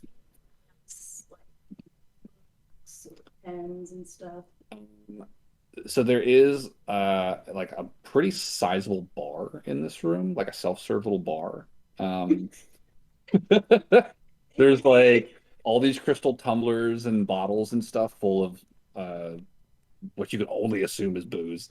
Um, grab one of those. I'm gonna sniff that. Smells nice. All right. There's a wide variety here. I mean, you find whiskeys and bourbons, gins, some very bizarre green liquid that has a very pungent, almost licoricey kind of smell to it. Okay. Um, so you grab some fucking absinthe and keep walking. Um, looking around this room, this looks more like kind of like a sitting area, like an entertaining kind of party place. There's a big painting over the fireplace depicting this like shining city in a bizarre cavernous landscape. Um, the cavern is strangely well. It's almost like the sun is kind of shining down um, from the mouth of the cave, the way it's set up, and kind of catching on these like crystal towers, kind of rising up out of the city. It's very striking, and doesn't really look like anything real you've ever seen. I recognize Um, this. Is Noelle still with I think Noelle's still upstairs with Willem. Yeah, I was gonna. Once you're done with this, I was gonna do something while she's done all this. Okay. Um, there's a couple of little like vanity mirror, not vanity, but like little wall mirrors. They're just kind of hanging up, looking around, non-magical. Attached to this room, there is a small sort of sitting room with a few shelves of books. It's almost like a reading room, kind of. It looks like um, crystal lamps, knickknacks, earthware, strange little artifacts on the bookshelf next to the books. Um, through into the next room, there is a much larger library that's sort of like the repository almost of like all of Vanis's literature that he's collected. Um, not a bad collection in here. Lots of, old-looking, venerable, leather-bound tomes, multi-volume sets of encyclopedias and codices, and just a ton of shit. And there's a second little office kind of off of this one, but it doesn't seem like this one's in use. It looks like it had been set up and then just uh, never actually put to use by anyone.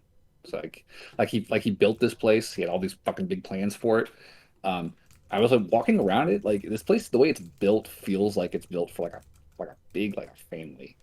Uh, but the only people you've really seen in here are the servants, the bodyguards who are now dead, and Vanis himself. Because looking around the second floor, on the south wing, uh, the half closest to the foyer, lots of guest suites, like so there's no rooms with magic extra beds. besides baseball players and little lights. Weirdly, yeah, it's Okay, I'm just gonna join back up the group and I'm gonna be like taking a swig of my absinthe. like I ain't shitting here. You've got an armful of stuff. Here's all I got. There ain't no fucking magic here. Told you. So you've helped yourself to the bar. Much obliged. Heard that things this past day. Think of it. Well, what happens now? Well, I think either we get some sleep or we take a hike. What about drinking and partying because of our success? Also an option, but we do have some catches to tend to. He kind of points pointedly at fucking Vanis, like, come on. We should probably also fetch the folks from the woods. That's true. I'll probably have to send some boys out for that. I have to remember they're river near here. Hey, what? Trying to remember there a river near here. Yes, there's one right outside. This place is on a moat, remember? Don't know how I forgot that little fact. There's a stream outside the manor. There's a river running through the village. I'm Plenty just I'm just happy to be reunited with Sierra as he's holding his barrel. this big fucking barrel. Yeah. Willem just fucking shakes his head. Like, whatever. Sierra's a good lady. You treat her right, she'll feed you right. Noted. Speaking of, I'm going to go down to that river and rustle up something to cook. Suit yourself. To the rest of the party, I have a question. Are we making the trip to Folk tonight, or do you want to wait till morning? Let's wait. I think morning would be preferable. One should probably not deal with unnerving places at night, especially whenever one cannot. And he kind of like gestures toward Noel. See that well. John's been looking for a room this entire time. Like, he's already on his way to go to sleep. Lots of bedrooms in here, John. John just finds one, goes in, and just falls asleep. What time is it? Okay. It's probably past sunset at this point. We have been at this like all day. You have. You started the ambushes in the morning, like close to noon, and they kind of dragged on into the afternoon. And you guys made your move like before sunset. At this point, as things are winding down, like the sun's have definitely like sunk behind the mountains, and it's starting to get dark outside. I will say, Noel, for whatever it's worth, the sound of fighting outside has long since stopped. That did not last very long. And as you guys kind of disperse through the house, you do see more and more of Willem's men kind of milling about. The south wing is under pretty tight guard. The servants seem to have been kind of corralled into that side of the building. But the rest of the manor is more or less open season. And as time passes, you guys see Willem's men start to make themselves comfortable in the manor. Lots of them congregating around the various liquor cabinets in the foyer and the and the parlor. Yeah. Okay. So you head down to the parlor where the big bar was. Yeah, sure. So, honestly, that's where I'm going. All right. So what? Yeah. No, something. I didn't hear what she said. Sorry. She said you had something that you wanted to do. Oh, yeah. I was just going to say, once things get resolved, I assume Willem's just going to be watching Vanis like a hawk. And this other guard we had, I don't know what we did with him. I imagine that Willem's men would probably come into the room at a certain point. Once the tension has been dispelled at that point, the first thing Noelle is going to do is go bathe and transform back into herself and then reemerge, clean and relaxed. Okay. There's a nice bathroom here, so there is a beautiful bathroom in the master suite if you want to use that. Actually, she's done. I'm a good one. So I'm gonna take a bath. Okay.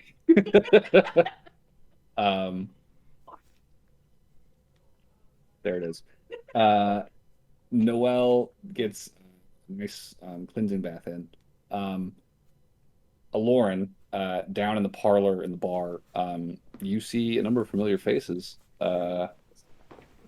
Sonag and Ronald, and Arthur and Bryce are actually down there with a number of other individuals pouring themselves drinks, and they see you walk in, and they're like, "Ah, the bear's here!" And they wave you in, and they pour you a glass of out of the bottle that they were polishing off, and then someone fucking chucks it, and they against the wall, and everyone's like,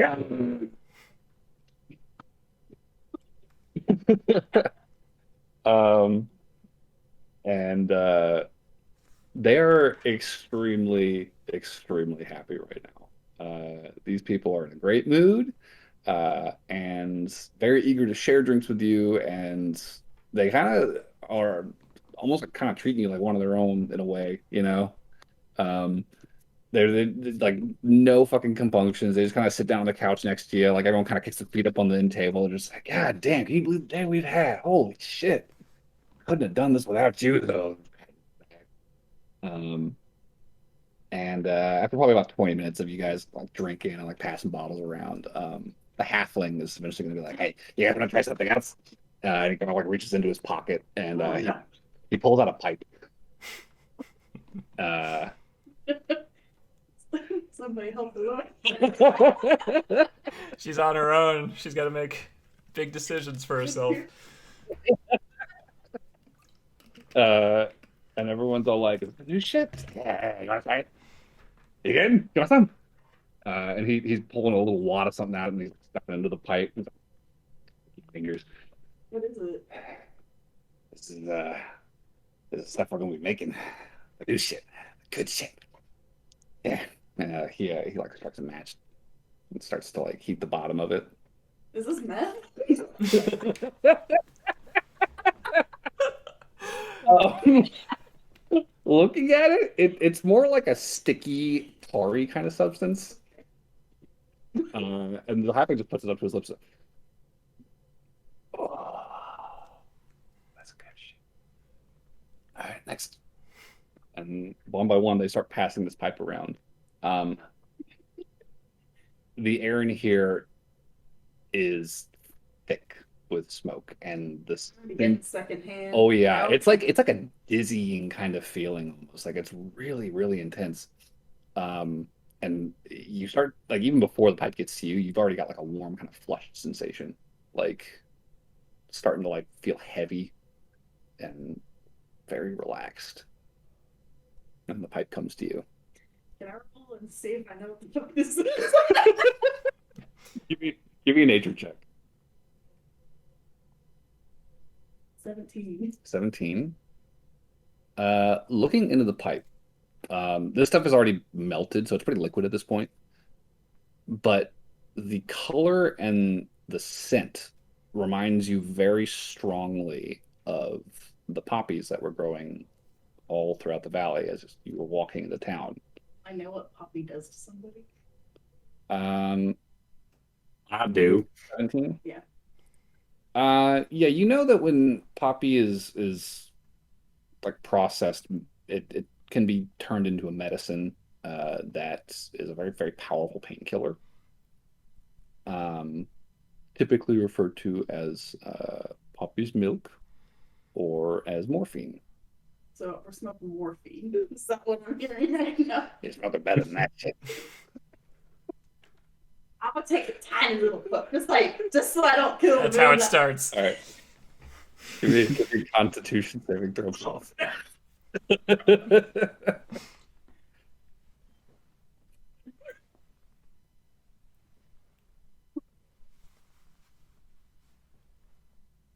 Do I just roll 20?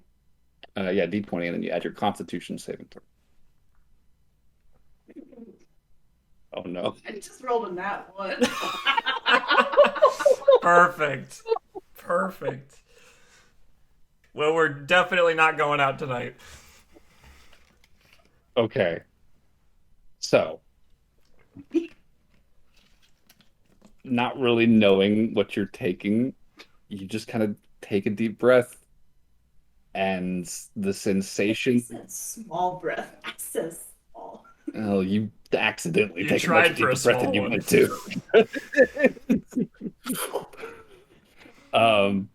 Something just Trying to scared keep the it as shit out of small, as small as you can imagine, but like it's still a very like intense kind of wave that just washes over your body, and just like everything feels warm, heavy, relaxed, and just like the most blissful, mindless high. And you just instantly sink back into the couch, just like I'm not moving from this spot for the next 2 hours. Right. Does she Um, suddenly taste colors? it's not really hallucinogenic. It's a physical Which is sensation. like weed. It's very, very strong though. Like really fucking strong though. Yeah, and just like there's a tingling numbness, there's a warmness. It's very, very, very powerful. And you pass the pipe along, and before long, the entire room is just kind of slumped. Like nobody's even bothering to drink anymore. Everyone's just kind of sitting around, relaxed, just like this is it. Are they talking about This the meaning of life? this is it. uh, You ever think that we're just characters in some kind of big game? I mean that's what Willem always calls it. It's the game we play. Game of life. The Yeah, game of yeah, yeah, he does, don't he? Oh, Well, this is going on. well, Could I do something? sure. Once Noelle's out of the shower and has returned in her normal form, I would go seek out Burberry, wherever he Okay. ended up. Where did Burberry go in all this? oh dear. I was thinking about it. I was ready for so soon. Okay. So I feel like after like all of the Yeah, the whole uh world. yeah, calmed down a little bit. I feel like he gets like super quiet. Like he kind of shuffles off to be by himself for a while. Okay. So if I actively went looking for him, where would I find? Like just in a room by himself, or He's probably outside. okay. Yeah, he's probably like sitting like on the side of a bridge or something, like, and he. Okay, so you know how like, he doesn't really be paying much attention to. Right. Like you go, "Hey, Burberry," and he just doesn't answer until you say it again, like louder. Okay. To clarify, I will be human Noel. But yeah, I'll go seek out Burberry, and I guess when I find him on the edge of the bridge or whatever, I'll just tap him on the shoulder. Burberry? What? Oh, Oh, I'm sorry, I didn't mean to what's up? startle you.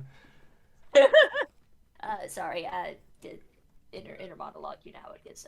What can I do for you? Well, Lauren mentioned that there was a library, and I wanted to invite you to come look at it with me. We kind of have the run of the place tonight, and I don't think that Willem would be happy if we stole any books once he's got control. So, do you want to go take a look around? So you're saying to steal them now? Exactly. While he's not paying attention.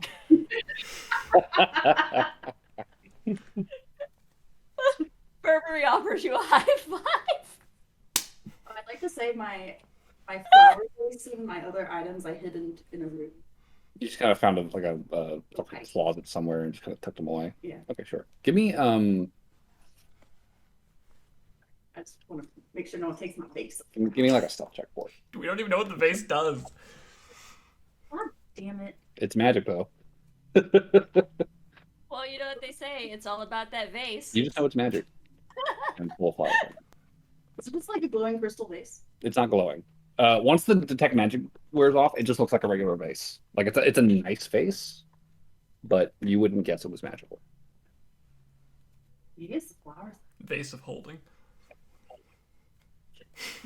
You just keep You could just keep keep pulling flowers never out. stop. My 5. All right, you're not very careful with your hiding spot, but whatever. Watch me pull a rabbit out of my vase. But yeah, if Burberry's up for it, I feel like I would invite him to go browse the library with me this evening and just look at all the cool books that Vandus has. If there's anything interesting there. Yeah, Well, sure, if sure. there's any good religious books.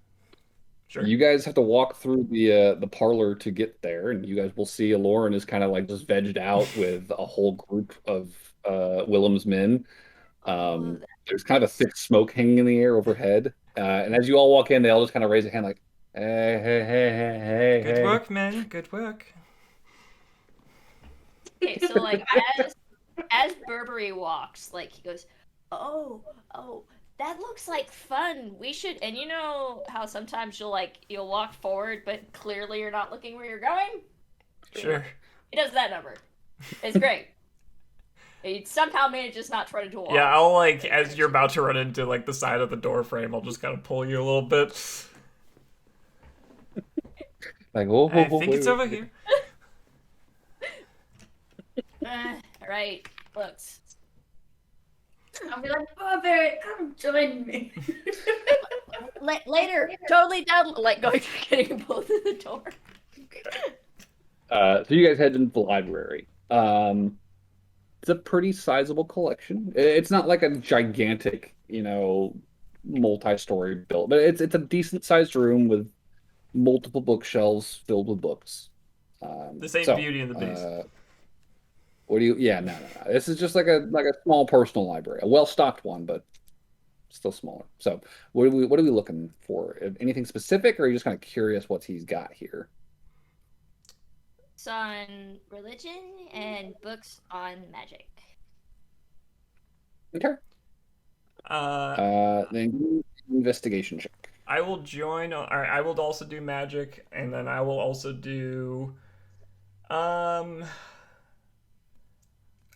I'll see if there's any books he's got on this kind of. What am I trying to say? If there's anything that indicates how the larger structure of this organization that he's a part of works, because there was like cartels and stuff mentioned. I mean there would be books on cartels necessarily, but like I don't know if there's any clues in here about who he's kind of beholden to and stuff like that. Okay. Why don't Noel? Why don't you roll the investigation for the magic book with advantage? I'll assist you with that. The search for religious text went nowhere. Nowhere. Fair I enough. rolled a 2. Yeah. Looking over the bookshelves, does not look like Theron has much of an interest in gods or in questions of uh, any religious nature. Uh, his books are of a different sort. Um, Noel, what did your search come So out to? looking, so I just rolled with advantage because Berber is going to help me look for magic stuff or magic related books, and I got a 19, so 20 total. 20 total. Is that the magic book search? That's the magic book Or search. That presumably okay. like Burberry starts looking around for religious stuff, doesn't really find anything. He and Noel then start looking for magic related books. Looking for magic type books. I will say there is also not a huge amount of texts of any kind regarding magic here either. Hmm. Um, there's okay, so there's a lot of books in a language neither of you recognize. Um, and these books pretty much always jump out at you from the shelf. They have a very specific style to their binding. It's very clear. They all sort of came from the same place. Can Um, we identify the language that it's written in? Give me an intelligence check. Because like I can't read Chinese, but I know Chinese Pisces. Sure. 20. 20. Nice. Uh, yeah, they're like an overwhelming majority of the books in this library are written in Astron.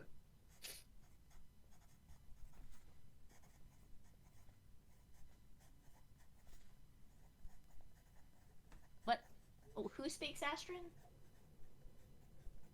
The Astron. Oh, okay. No, I don't know what Astron is. Do we know what astrons are? Have we heard of these people? Um, I'd say with a 20 on that check, uh, you have a passing familiarity with them. Um, they are not a terribly common race in Varagos. Uh, but um, there's enough of them around that their presence is known to most people to some extent or another. They are folks who came after the settling. Um, they came after the fall of Illyria. They're newcomers to the world. Um, the stories that they tell about their home world vary depending on who you ask. Some uh, regard it almost as like a lost paradise, others as sort of a like a real physical living heaven. Um, they, regardless, always hold it in very high regard. Um, Noteworthy about them, they do seem to be split into sort of two camps, almost universally. There's those who sort of resent almost. They have this kind of condescending air to them, no matter who they're talking to. They have this very high and mighty sort of vibe, uh, and they kind of resent having to sort of mingle with uh, non-Astron. Uh, and then there's also a smaller faction of them uh, that are far more personable, much friendlier, very eager to uh, intermingle and share ideas. Um,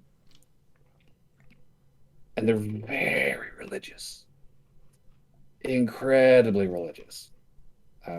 They only really care about the one God, but God, do they love him.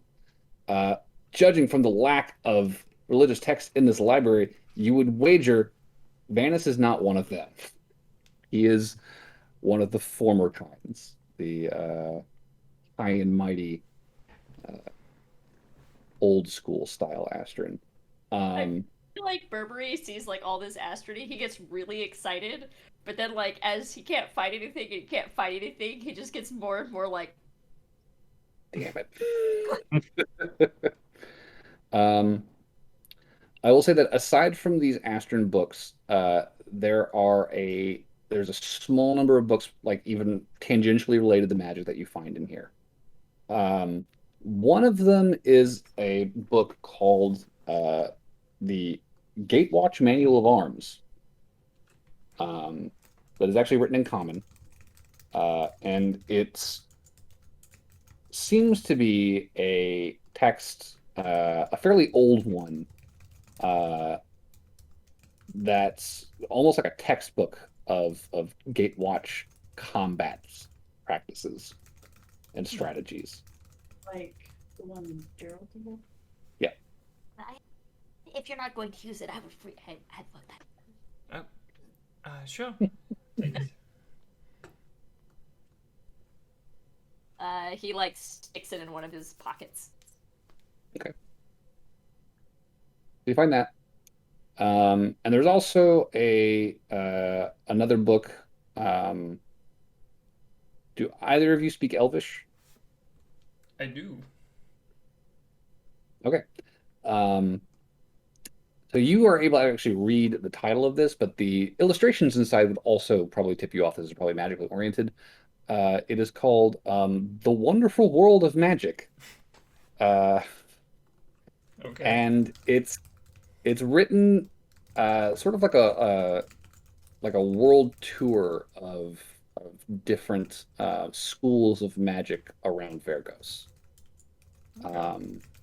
It seems to be aimed at a slightly younger audience, but flipping through it, you see mention of a number of groups that you're familiar with. Gatewatch is mentioned in there. The Green Wardens are mentioned. There's a faction named the Anahalen that are mentioned in there. Um, there are the Dwarven Forge Wizards of the Simores. Just like a whole slew of uh, different practices and traditions. And there's colorful illustrations inside, kind of depicting, like traditional wear and magical circles and spells and the like that they all do. And Wait, does that say Van Halen? No, Van Halen. Much less interesting. I guess I'll take this one since I can read it. Sure. The last book types I guess I would go look for once we've kind of determined that there's not really much in the way of magical knowledge here. I would just look for interesting. Very ornate. Hmm? Like the super ornate, like gilded cover bullshit. What about it? Like, you know how some books just look expensive? Oh, you're saying are there any of those? Yes, lots. I was just gonna say that Um, Noel was gonna look for any kind of fiction or poetry type stuff too. um, Burberry will assist with that if you'd like. yeah, go ahead and give me an investigation check. While he's looking for gilded covers. 18 total. 18. Okay. Um, you're in here for a while picking books and kind of flipping through them, and not finding a lot, until you eventually just kind of randomly pull one of the Astron texts off the shelf. Fairly small and narrow, kind of give you a good feeling. Flipping inside of it, it seems to be organized into stanzas, which to you looks like poetry. It's just totally incomprehensible because you can't read Astron. I'll still take it. Maybe able to later down the line. Just comprehend languages. Yeah. Thing. All right, so Maybe you have a that's book why of he Astron can learn poetry, comprehend languages. maybe. Yeah. Burberry will look for like an expensive book to take. There's a lot in here. And you really don't have to look for that. You can just kind of take your pick. There's a lot of fucking books in here.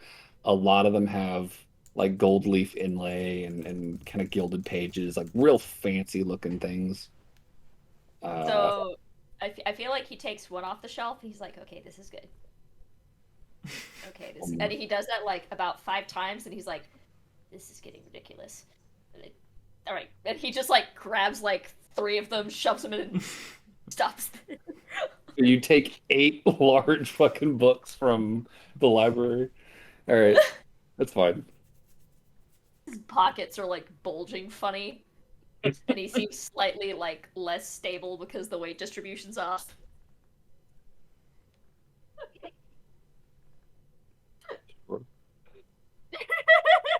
All right. So that's Anything else you guys probably want to how we spend our time while Lauren's getting high. do?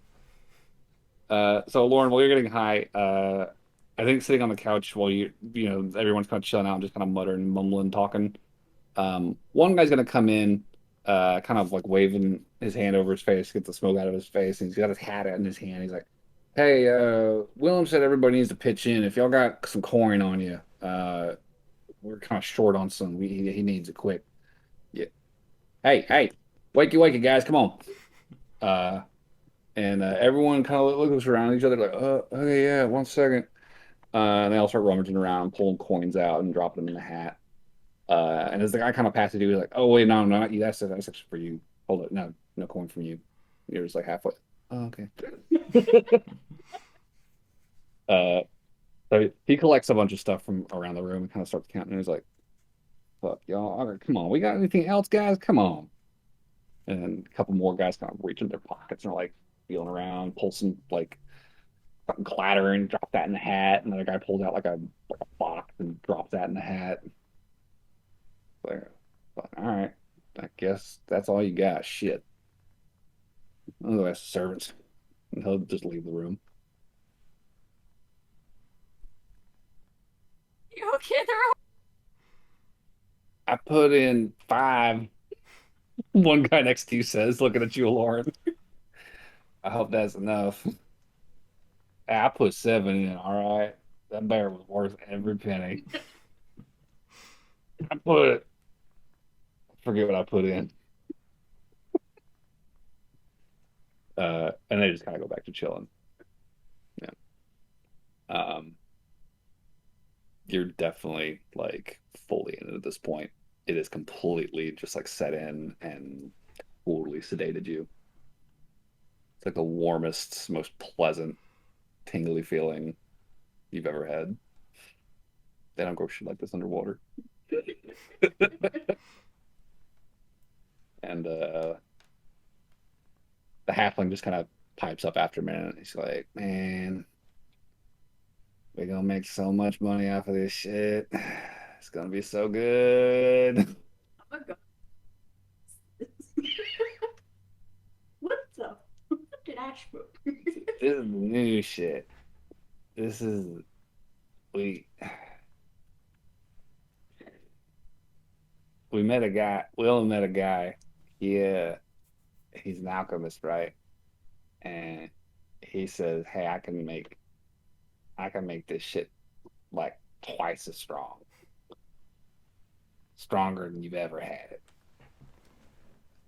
And so he does. And William's like, "Well, shit, we gotta sell this. Hey, don't do that." Oh, she mad. She was she was eating it. She was like chewing on it. But he continues. So Willem, he's all like, "Hey Vanis, we should sell this. It's fucking great, and people will pay a lot of money for it." And Vanis is like, "That's not how we do things." Blah blah blah blah blah. Oh, Willem said, "Fuck that shit. Let's sell it ourselves." And now we're gonna, yeah. So he doesn't tell me the name of it. We haven't really got a good name for you. I think, shit. What do you say? Fucking hobgoblins call it like tar. They call it poppy tar. Uh, I don't. That's not real catchy. We got to come up with something better than that. And what do I? Can I ask what the name of the alchemist is? Shit. Let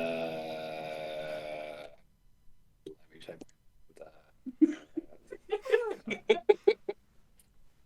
What's up? I'm at least gonna be slightly useful. I will get some knowledge from my hat.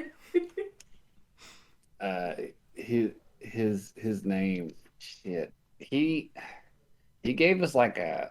He gave us like a. I'm pretty sure his name's not Morpheus, but he told us that his name was Morpheus. So, Of course, it's Morpheus. he's like keeping it real, real down low. How long are we in the library? I mean, half an hour to an hour, easily. Um, well, this has been so much fun, but that looked like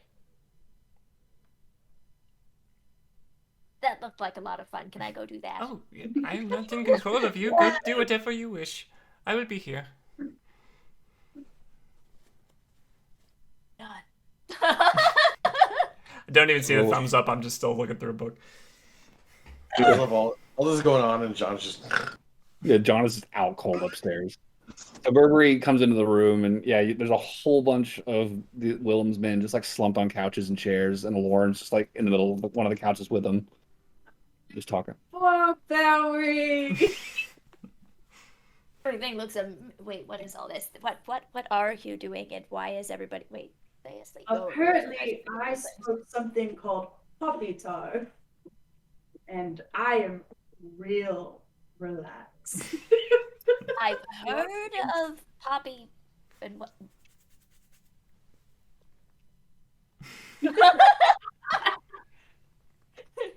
yeah, he Yeah. totally takes it. He really slowly reaches down for a match and lights it, and then hands it to you, and he's like, "All right, just hold it under the pipe, and then breathe." So he does that jaw thing where he takes the bomb off and he faces his head down and does whatever he's told. How is this supposed to work? Not safe. Yep. Concept, please. Did you roll a nat one too? That'd be great. We can both be fucked up together. 5. Yes! It's a total 7. You gone. You gone. It's real strong, and you are not a big person. It hits you pretty quick, and you also feel the same heavy, warm, euphoric sensation spread across your body. Sure. Burberry to sit by me. Like, come on, sit down. You want to sit down for this? And So he like, very like slowly like scooching over. well, I feel like he took it because he was like looking around, so he took it standing. So he walks very steadily, but then he turns and just flops backwards, like just full on, like just falls into the couch. Burberry seems like he's keeping it pretty well together until he sits down, and it's just like, boom. Lauren. What? We could have died. I know. And I'm so glad that you are all right. I really needed to relax after this day. That was terrifying. I was going to rip some people's heads off. I ripped off one guy's head off, but I would have ripped off more for you. That's so sweet of you. Like, you have no idea how much that means to me. That's the word. Me.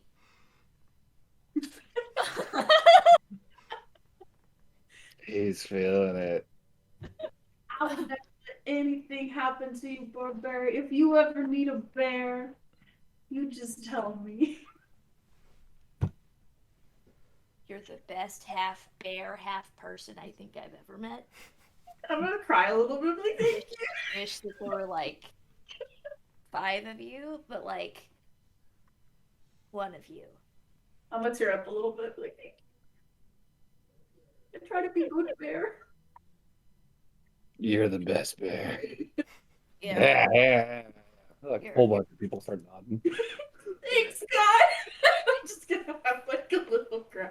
Just like a little You're unbearably talented, and I hope you'll enjoy being your big badass self forever. Thank you. Forever. Hey. Still nodding. Hear some snoring. Some of them are just like totally passed out. Just what? I'm still awake. Like turn to Burberry. I'm like, I need to take a bath, but I don't know if I'll ever be able to move from this couch. You know who would really like this? Barnaby. Barnaby! I need help! So Barnaby, what have you been doing this whole time? He went I said fishing. I was going down to the river and fishing. Oh shit. So I down be fishing. Y'all are just like calling, and meanwhile, like cut to Barnaby out, like his little legs like kind of kicking off the moat, just kind of got a pole in his hands, just like doo doo doo, fishing in This the is stream. lovely. If I keep hearing them yell Having a for good Barnaby, chance. I would definitely be like, "Is that the river?" We're stuck here. No, it's okay. I can go get him. No, you shouldn't do that. No, it's fine. I got this. Just hold on. It's gonna hit you real hard. Well, like, and so like he pauses for like a good 5 minutes, and like, okay, so I'm sorry, I keep going. You know how there's this thing? So there's this weird way that you can get out of a chair. Because I get out of chairs and all sorts of weird nonsense. Where, like, you walk forward and you slide your back along the cushion. Like, you kind of sink in the chair all the way and then just slide into, you're like, okay, up we go. Sure. So he does that. And he does walk straight towards the door. And he manages not to wobble any, which is a feat on his part. Because he seems to be a little like, feeling as though Burberry's about to fall. I have been in this longer, so I'm gonna try to stand up. Okay. I don't know how successful I am. Do I stand up? It takes some work for sure because you're very comfortable, but you stand. Come back. That's gonna It's, taste it's fine. Me got this. I got this. That one. You guys can do it. On the couch. He believes in us. We I'm got gonna this. put my bottle of absinthe off the table.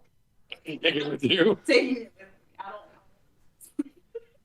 know. Oh, can we borrow that pipe? Can we borrow it? We'll bring it back. Roll a persuasion check. You got another one? You watch as he hesitates, as he's like, That one? Not one. but if you take the pipe, then we won't have the pipe. You know what? It's a great point. We could... Right. You're right. No, you keep the pipe. We'll bring the Barnaby to you. Yeah. All right. So you guys kind of like drag yourselves. It's a Herculean struggle because like just laying there it feels so nice. But now that you're kind of walking around, like that feels pretty good too, honestly, you know? And like shit, maybe you could just like keep walking, you know? Where is Barnaby anyways? How far is he? It can't be that far. And so you guys kind of walk out into the foyer and you like walk out the back door and you like start walking around the north wing. And it's just a scenic day outside. It's really nice. Like the moon's high in the sky. Scenic night, I should say. The wind's blowing. The wind feels fantastic against your skin, you know. And you know, you kind of look out into the hedges, and you can see some of Willem's men are carrying some corpses into a wagon and kind of dropping them in. That's great. That's unsightly. I don't like that. Hey, Keep walking. At least everybody has somebody. You guys circle the building the long way around looking for Barnaby, and eventually you find him on kind of the edge of the grounds by the south wing. And he's just sitting there with a fishing pole in his hand, just kicking his feet, having a grand old time. You talk to Barnaby. I'm gonna go pee. Okay. I'm gonna go, Barnaby! As I was saying, Ian, it's the big problem with allergies. Barnaby, have you ever heard of Poppy Tar? Have I heard of Papa Tar? Give me a history check. With advantage because I am a hobgoblin. My guess is you probably have at least 2 uncles that are addicted to it. No. He has one uncle who's right-handed. I just saw Plet go into total laugh mode. You got him. Clint and Lee are very fine people just because they got a bit of a problem. Yeah, give me what was your history? Nat 20 plus 4. Yeah, you're familiar.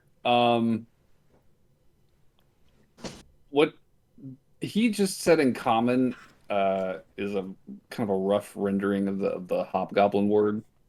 Mm-hmm. But you are very familiar with the potency and dangers of heroin.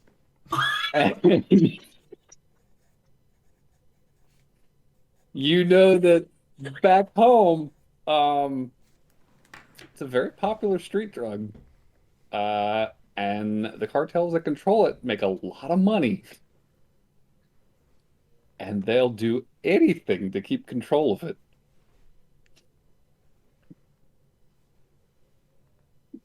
So we stumbled around. Hunter's eyes just went wide and he said, I know all about that. You keep that away from me now, you hear? I'm like, uh-oh. Is it bad? itself isn't that bad. It's how people use it. Burberry comes back. I mean, I feel great. Oh, gee, they got both of y'all. Oh, man. I did, Barnaby.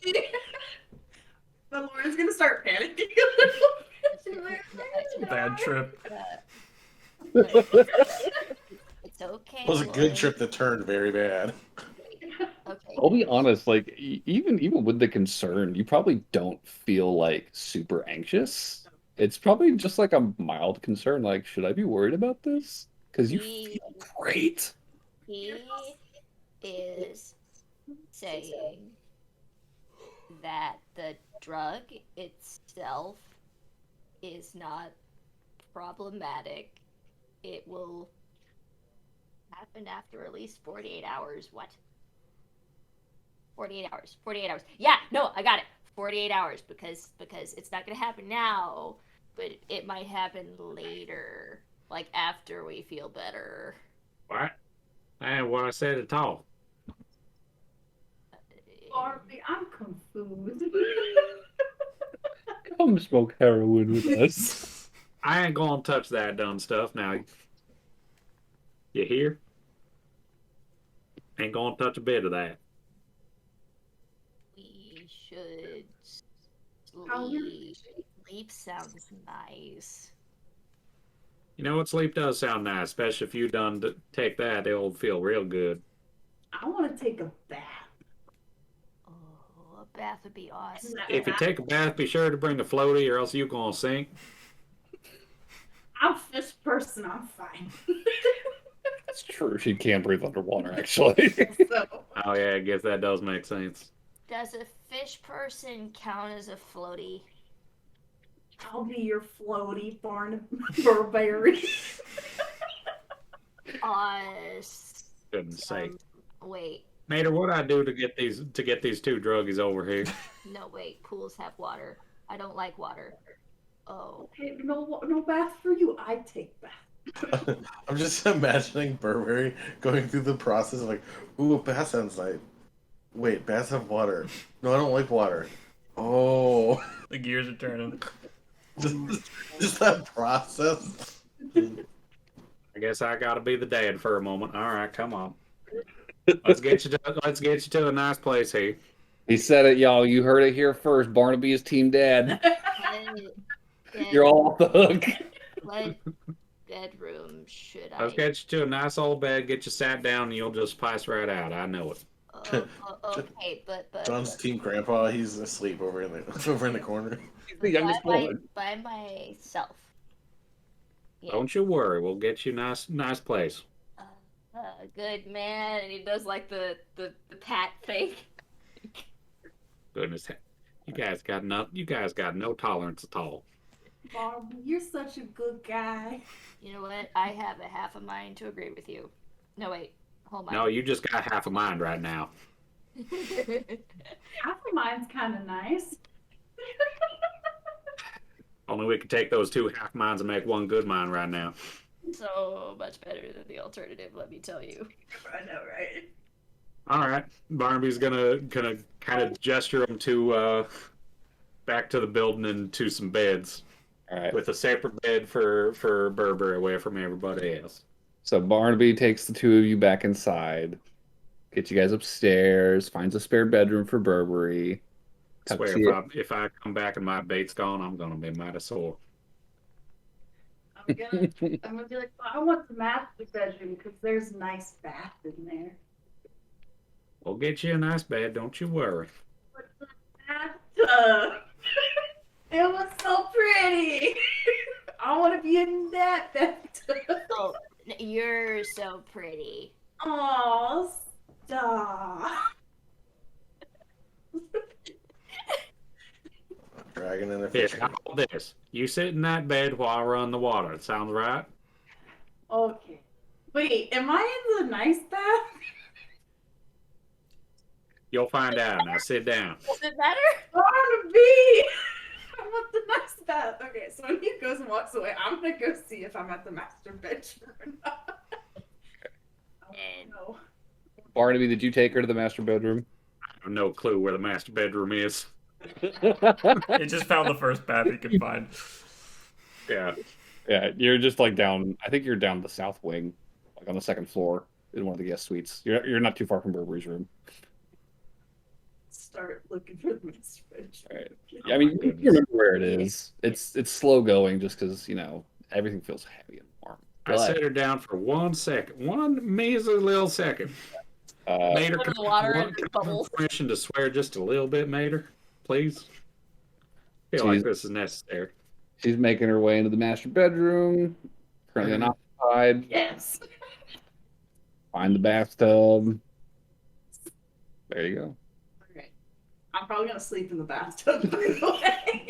That's fine. That tracks. Real reason she wants If to anyone can, it will be you. It's gonna be nice because it's water. Feel like home and knock it. Hot, just totally tuck out. Like a warm bath right now feels amazing. Like your whole body is just like a light with this like beautiful, warm, tingling sensation as the water washes over you. So nice. It's the best. This is the best you have ever felt in your entire life. I'm asleep. And this is the best you'll sleep. So I just walk around, find her, and then I just wave her off like, "There, all Yeah. right, She's already conked out in the tub. good Water. enough." No, I forgot. Yeah. All right, that's fine. I make sure Burberry's all tucked in, nice and right. Okay.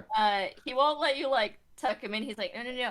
I have to set up the pillow fort. No wait, blanket fort. No wait, regular tent. No. One Here, another. tell you what, Barnaby just rustles around for some pillows, throws them on him. Yes. Covers and pillows. There you go.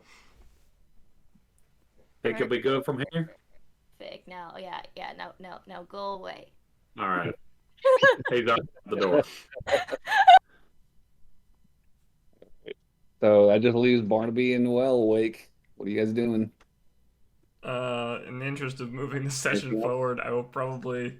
I'm just gonna once I'm done in the library, just take a once around the house, like not on the outside, but just get my bearings inside the house. Just look in Sure. the various rooms, get an understanding of the structure of this place, and then I'll go upstairs and find an empty bedroom to go to bed. Um, If you open Burberry's door, like you'll see he did in fact set up an entire blanket fort over the bed. You'd be like, I know his room. I found this. I found this room. Yeah, I'll find my own space and just go to bed. sure. Actually, could I before I And- sleep? Could I just like, do I see Willem anywhere? Is he around? Willem is still in the parlor, sitting in a chair that he has dragged directly across from Vanis, staring him down. And Vanis is still just slumped in that chair, facing Willem. And it's silent in there. It's You like poke your head in the door, and like Willem looks over his shoulder at you. He's like, "Hey, where'd you all get off to?" Well, I think Lauren and Burberry are indisposed, and Barnaby went fishing, and John's asleep. So, if you need anything, we're not going to be much help anymore. I imagine not, but I think we'll be all right. Boys outside. Here. Just us. Ain't that right, Vanis?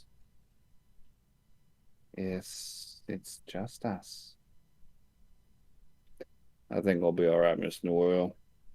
You get some sleep, and tomorrow we'll get you free and full. What do you intend to do about the payment? Well, I've got most of what I've been able to get here. He actually jostled a hat that's sitting on an end table next to his chair. Still waiting on the rest of it to come in. I don't expect this is going to cover everything, but it's a start. As far as the rest of it, I think we have a couple of options. We can settle up now with whatever you want to grab from around here. Although Well, selling fencing, that's going to be on you.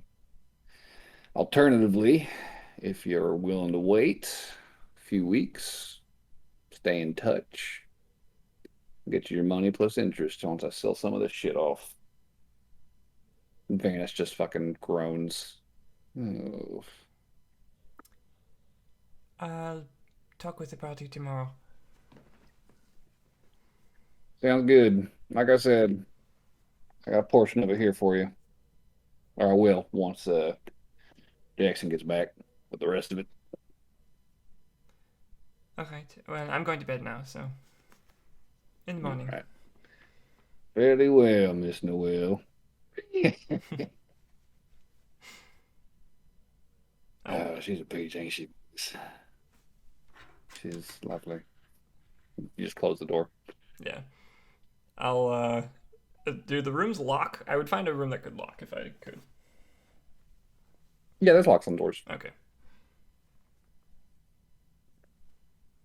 Okay. So find yourself a nice room, settle in. Eventually, Barnaby will finish up his fishing and tuck in. I plan. I get my cauldron in the kitchen once I catch some fish and Mm-hmm. start some cooking. So that way it'll be ready in the morning. Oh yeah, that good slow boil. Mm-hmm. Are you gonna sleep in the kitchen, or are you gonna Don't you up want anything to burn. you up all night cooking? Don't want anything to burn. Okay, are you sleeping or not? I will be sleeping, but near the kitchen, in the kitchen. Fair enough. Okay. Um,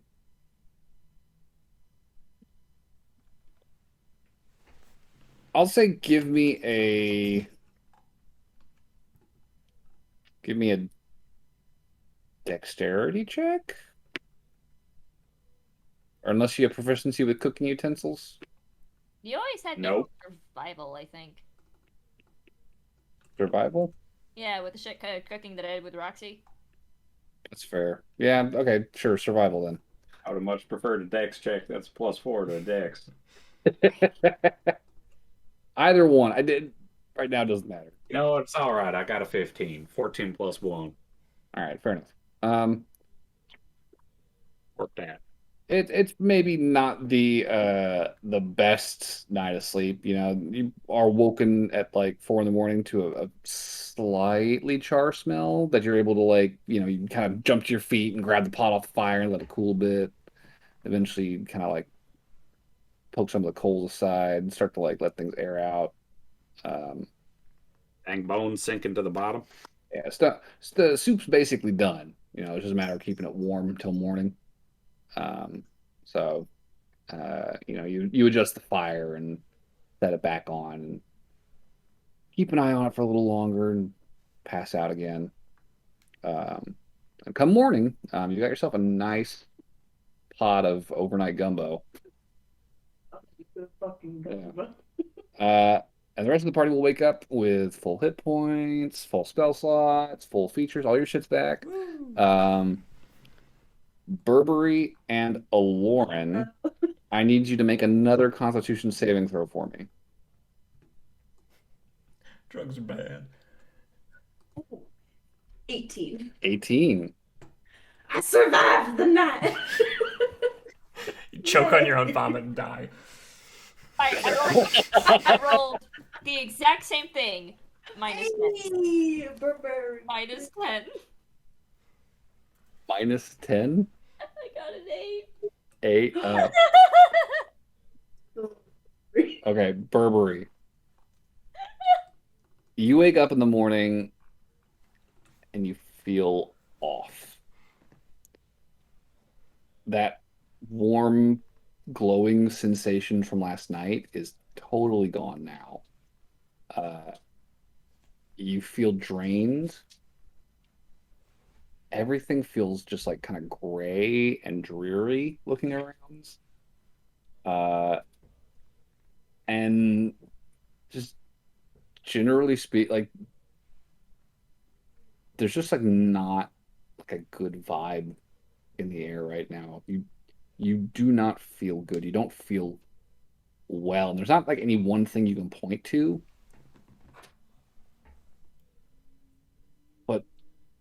there's just something missing right now.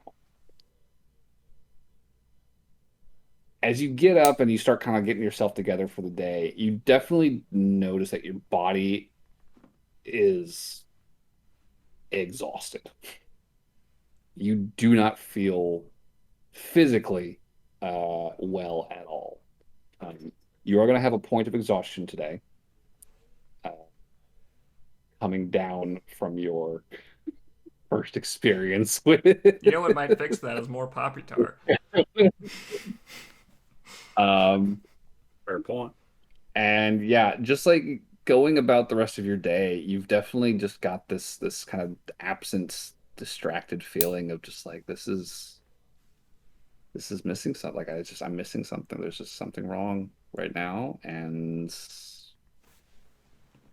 I can't. There's nothing that can fix it. You know, this feeling of So when y'all see Berber in the morning, he's literally dragging his feet. Sleep well. I had a very hard time convincing myself to get up this morning. Yeah, it'll do that to you. Am I okay? with an 18. Um, you are definitely like feeling the after effects of it. Uh, but I get the impression Aloran is kind of a partier. It seems like she's got some experience with intoxicants of varying sorts. Um, you're definitely like you definitely don't have a tolerance with this, but past experience tells you some water, some food, like you know what this is, you know how hangovers work, you know how crashes work, like let me just fucking get myself together and be okay. Uh, I will say there is kind of a slight nagging doubt at the back of your mind, though. This kind of clawing feeling of like, is it going to be okay, though? Yes, I told Yeah, I'll be fine. Uh, Should be fine. Anyways, and you just kind of get on with your day. Um, so yeah, you guys kind of meet up. Barnaby has cooked up some delicious gumbo. You guys can smell that shit from wherever you are in the house. It is pervasive and delicious smelling.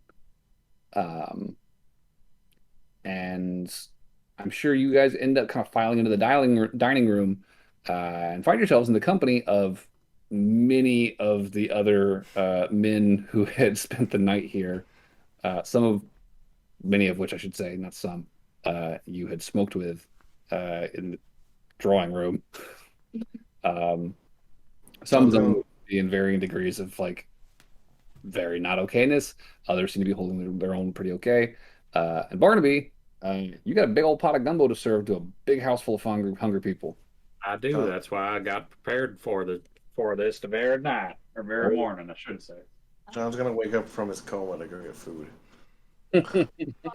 Maybe, thank you very much for assisting me last night. It was not a good headspace. Oh, don't worry about that. Got to look out for everybody. Of It's very nice of you. Would you mind if I had an extra helping of that? course, wouldn't mind at all. Thank you very much. Got to keep the family fed after all.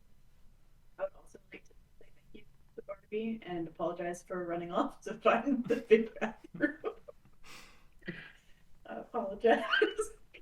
I just wanted that tub really bad. So, y'all dig into this gumbo. Eventually, someone comes in, grabs a couple of bowls, and then leaves, heads upstairs. Just one of Willem's men. Um, Good morning. Barnaby Morning, says to him. grab some for the boss, and he'll take it and head out. About half an hour later, I think, that guy comes back, and he kind of points out the five of you. It's like, whenever y'all are ready, Willem's looking to talk. I'm during while we're eating, I'm gonna sit next to Burberry and I'm gonna try to like talk to him and like coax him through and tell him everything's gonna be okay. Because I can tell he's not doing too hot. Okay. So I'm gonna be as supportive as I can to my druggy brother. Good buddy. Good buddy. Takes a little time. I'm trying to be reassured. Thank you. John's just looking at him like. Very kind of you. John's just looking at him like, what the hell happened to them? Yeah, I found out that everything is a lot more fleeting than it seems. That's the after effect. Long story short, drugs are bad. Okay. Yeah, the drugs. Yeah, drugs can really screw you around. Yep. Well, But I eventually you suppose finish eating. it was amusing before.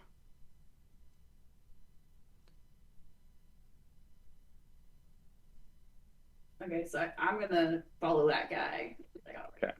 Yeah, we'll head upstairs.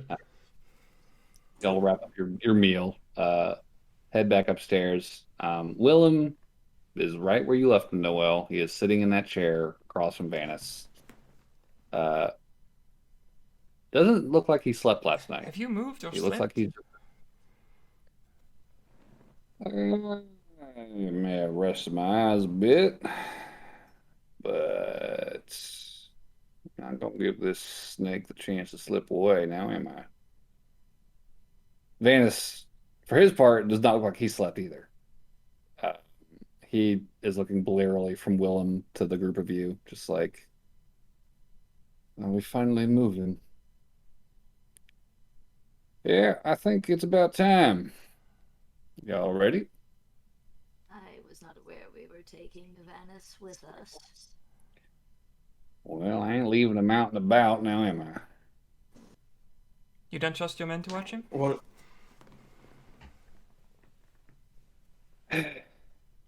It's not my men that I'm concerned about. I know them. I know how they work. The trouble is, I know Vanis. How Vanis works. I know he's got money, and I know he's desperate. And I don't like leaving that out where it might cause problems.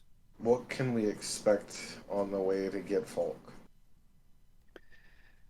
Well, as long as y'all stick close to me, keep quiet, don't fuck with anything, should be okay. I know there's some spiders that have taken up residence in the central halls, and there are restless spirits in the catacombs. But they don't bother you if you don't bother them. So, keep it cool. Should be all right.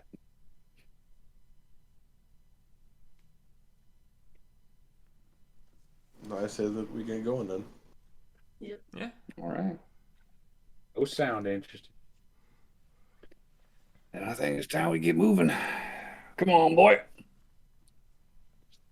Show you your new home. Claps Vanis on his shoulder. Vanis just groans. He leads you guys downstairs and out the front door, and there is a wagon set up outside in front of the manor with a number of Willem's men standing around it. Inside the wagon, which is a covered wagon, there's like a big tarp kind of thrown over the top. Sitting inside, you see the three captives that you guys secured yesterday. One from each of your ambushes, and the one surviving bodyguard from the fight in the parlor, as well as a couple of other faces that you don't recognize. Is Justin one of those faces? Dustin is one of those faces. The other one is Jude, the burly man from the second ambush. Hey, Jude. Don't make it bad. Uh, Um, why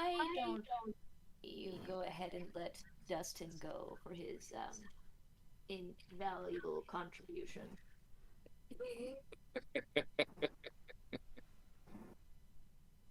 That's not how we do this.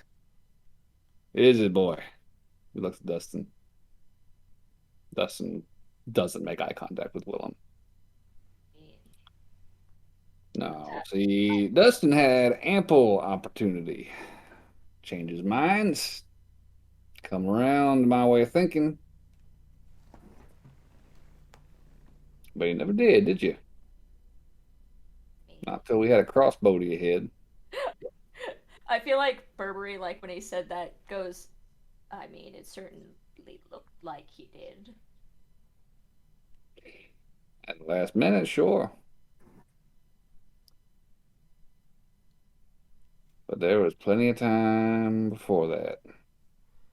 You were more than content to leave things the way they were. So, we're gonna make sure that your mind is right and fully changed, ain't we, boy? Get you reformed. Or, leave you locked up. Either way suits me just fine. I really don't care. But I'm open to being surprised. So, are we ready to go? Okay, let's get this Yes. train moving. Folks start waking up. Rather get this through town before we get too many looky-loos. Come on. And he loads Vanis into the back of this wagon. One of his men cuffs him, just as the other five are cuffed with manacles. And Can I get mine back? they are still, I think, around Dustin. No, sorry. Willem was chained up in them last time. Oh, that's right. So this would be the time to ask. I think you probably would have yours then already. They probably would have been just dropped after that scuffle on the staircase. Excellent. So yeah, you could have just picked them up then. Might be. So you have your manacles. You guys get this wagon loaded up with your six prisoners. You have a small escort with you, kind of walking with it, and a horse pulling the wagon. One guard sits at the front and just kind of yarrows it forward. And you guys make your way through the village, which at this early hour does not seem like many people are awake, if any. Maybe like one curious face in a window you see as you kind of walk by. But you pass through town, uh, take the road north past Willem's house, off the outskirts of the village, into the woods, and up to the base of the mountain. At this point, uh, Willem calls a stop. All right, well, the rest of the way on foot. Path ain't exactly the most kind to our four-legged friend here. Come on, boys.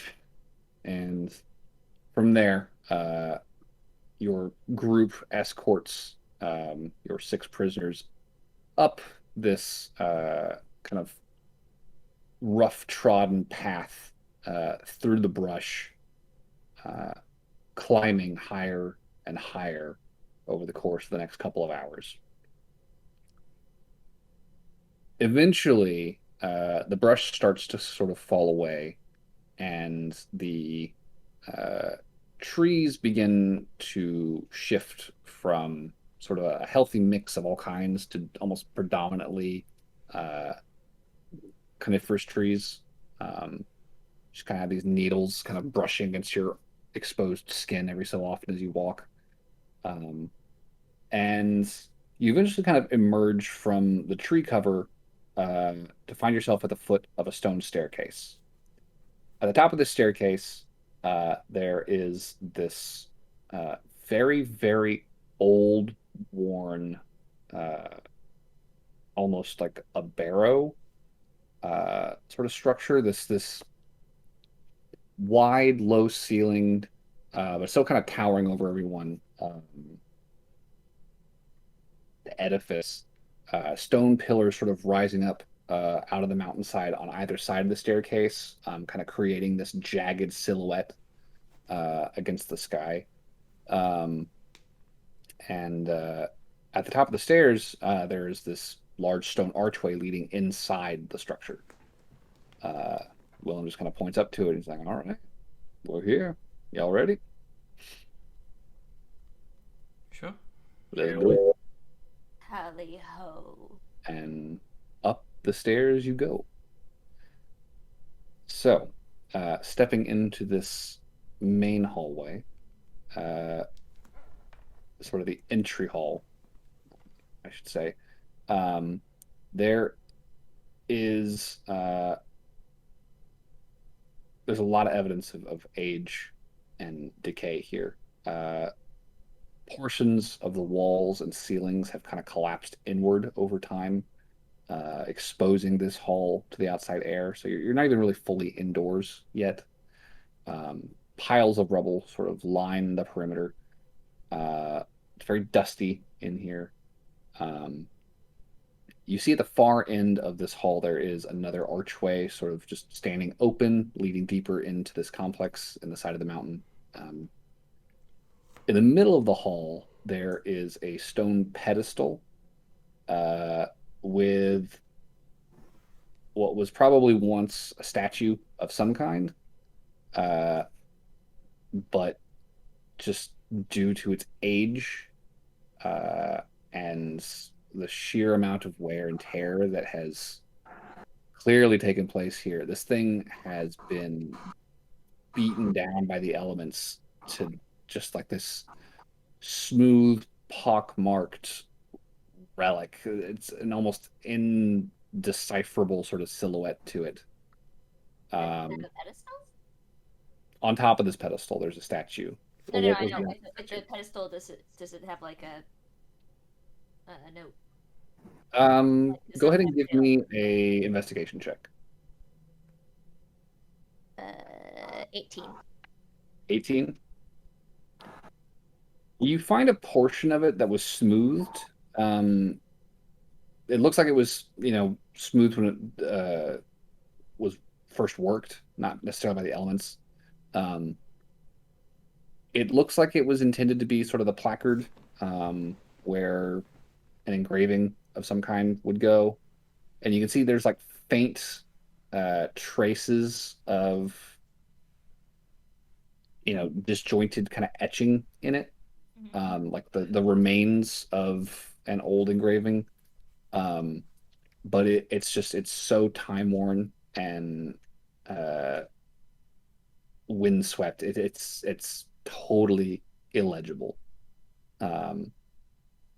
Beyond just the knowledge that this was probably writing at some point, you have like nothing else to go on. You can't even tell what the letter forms were, what alphabet it was, or anything. Just ancient, ancient ruin.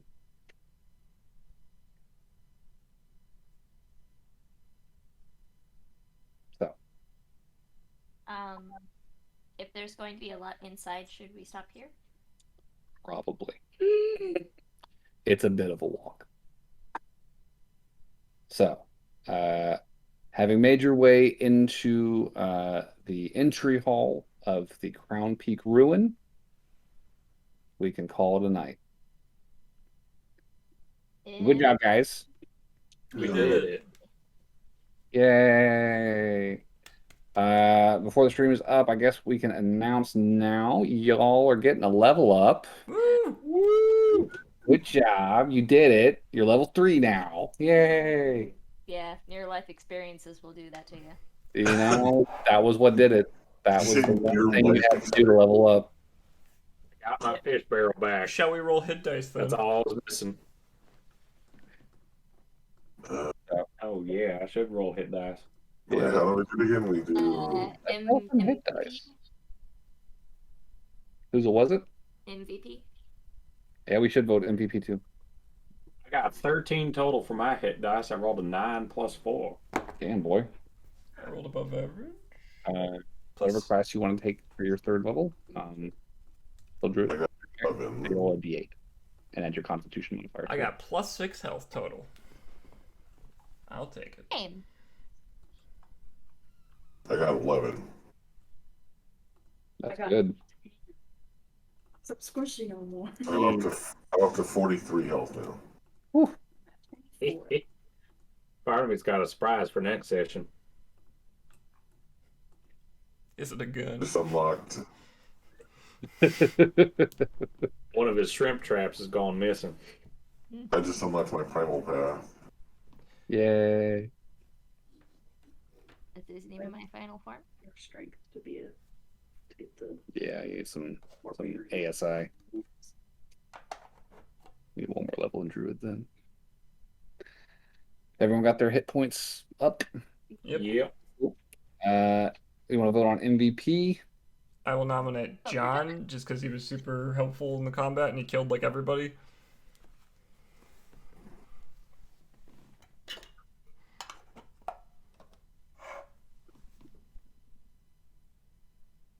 We couldn't hear that. You couldn't hear what I said? Lauren. Oh, it was nothing. I was being a smartass. Going, I killed somebody too. But now I killed a guy. I mean, technically, let's count it down. I say, as far as I know, Well, John Lauren killed Leon, killed- which was really important. Lauren killed two small fries, and then essentially, I think Lauren got the one guy and then intimidated the other guy. Yeah. I got Vanis. technically. Finished off one of the bodyguards, the orc man. Oh, you did? Out. You did knock out Vanis. I guess I don't know if that's a good thing or a bad thing. Yeah, I don't know if that ended up being a net positive or not, because Burberry had to go in to stabilize him. And, Oh, and then I did a bunch of damage to Leon. John did a and- fuck ton to the orc, and he knocked out Leon, who was holding Burberry hostage. That, in my eyes, that's why I'm voting for John. I think that's fair. I put John's the- Sounds like John MVP. So John, inspiration. Congratulations. John's first inspiration. Woo! As far as supports conversations, so Burberry and Noel had a good moment in the library, Cool. and then Barnaby, Burberry, and a Lauren bonded over drugs. That was quite the alliteration. I'd also be inclined to say that John and Burberry got a point, given that John did deliver the Save my ass. saving blow to Leon that released Barnaby from the grapple. Barnaby So from the grapple. Burberry, whatever. Why'd y'all pick Burberry names? We didn't know it was gonna be the same. I mean, I picked it because, I picked a pattern and I wanted to match the pattern, man. Yeah. You know well need to have more A real redneck name, and I got one. I still find it really funny that we both picked our names a month before we actually introduced our characters. And it's Me and Noel need to seriously But- interact more. like, Every time we're done with Yeah, something, you're like, John goes to bed. So I'm like, when are we supposed to talk?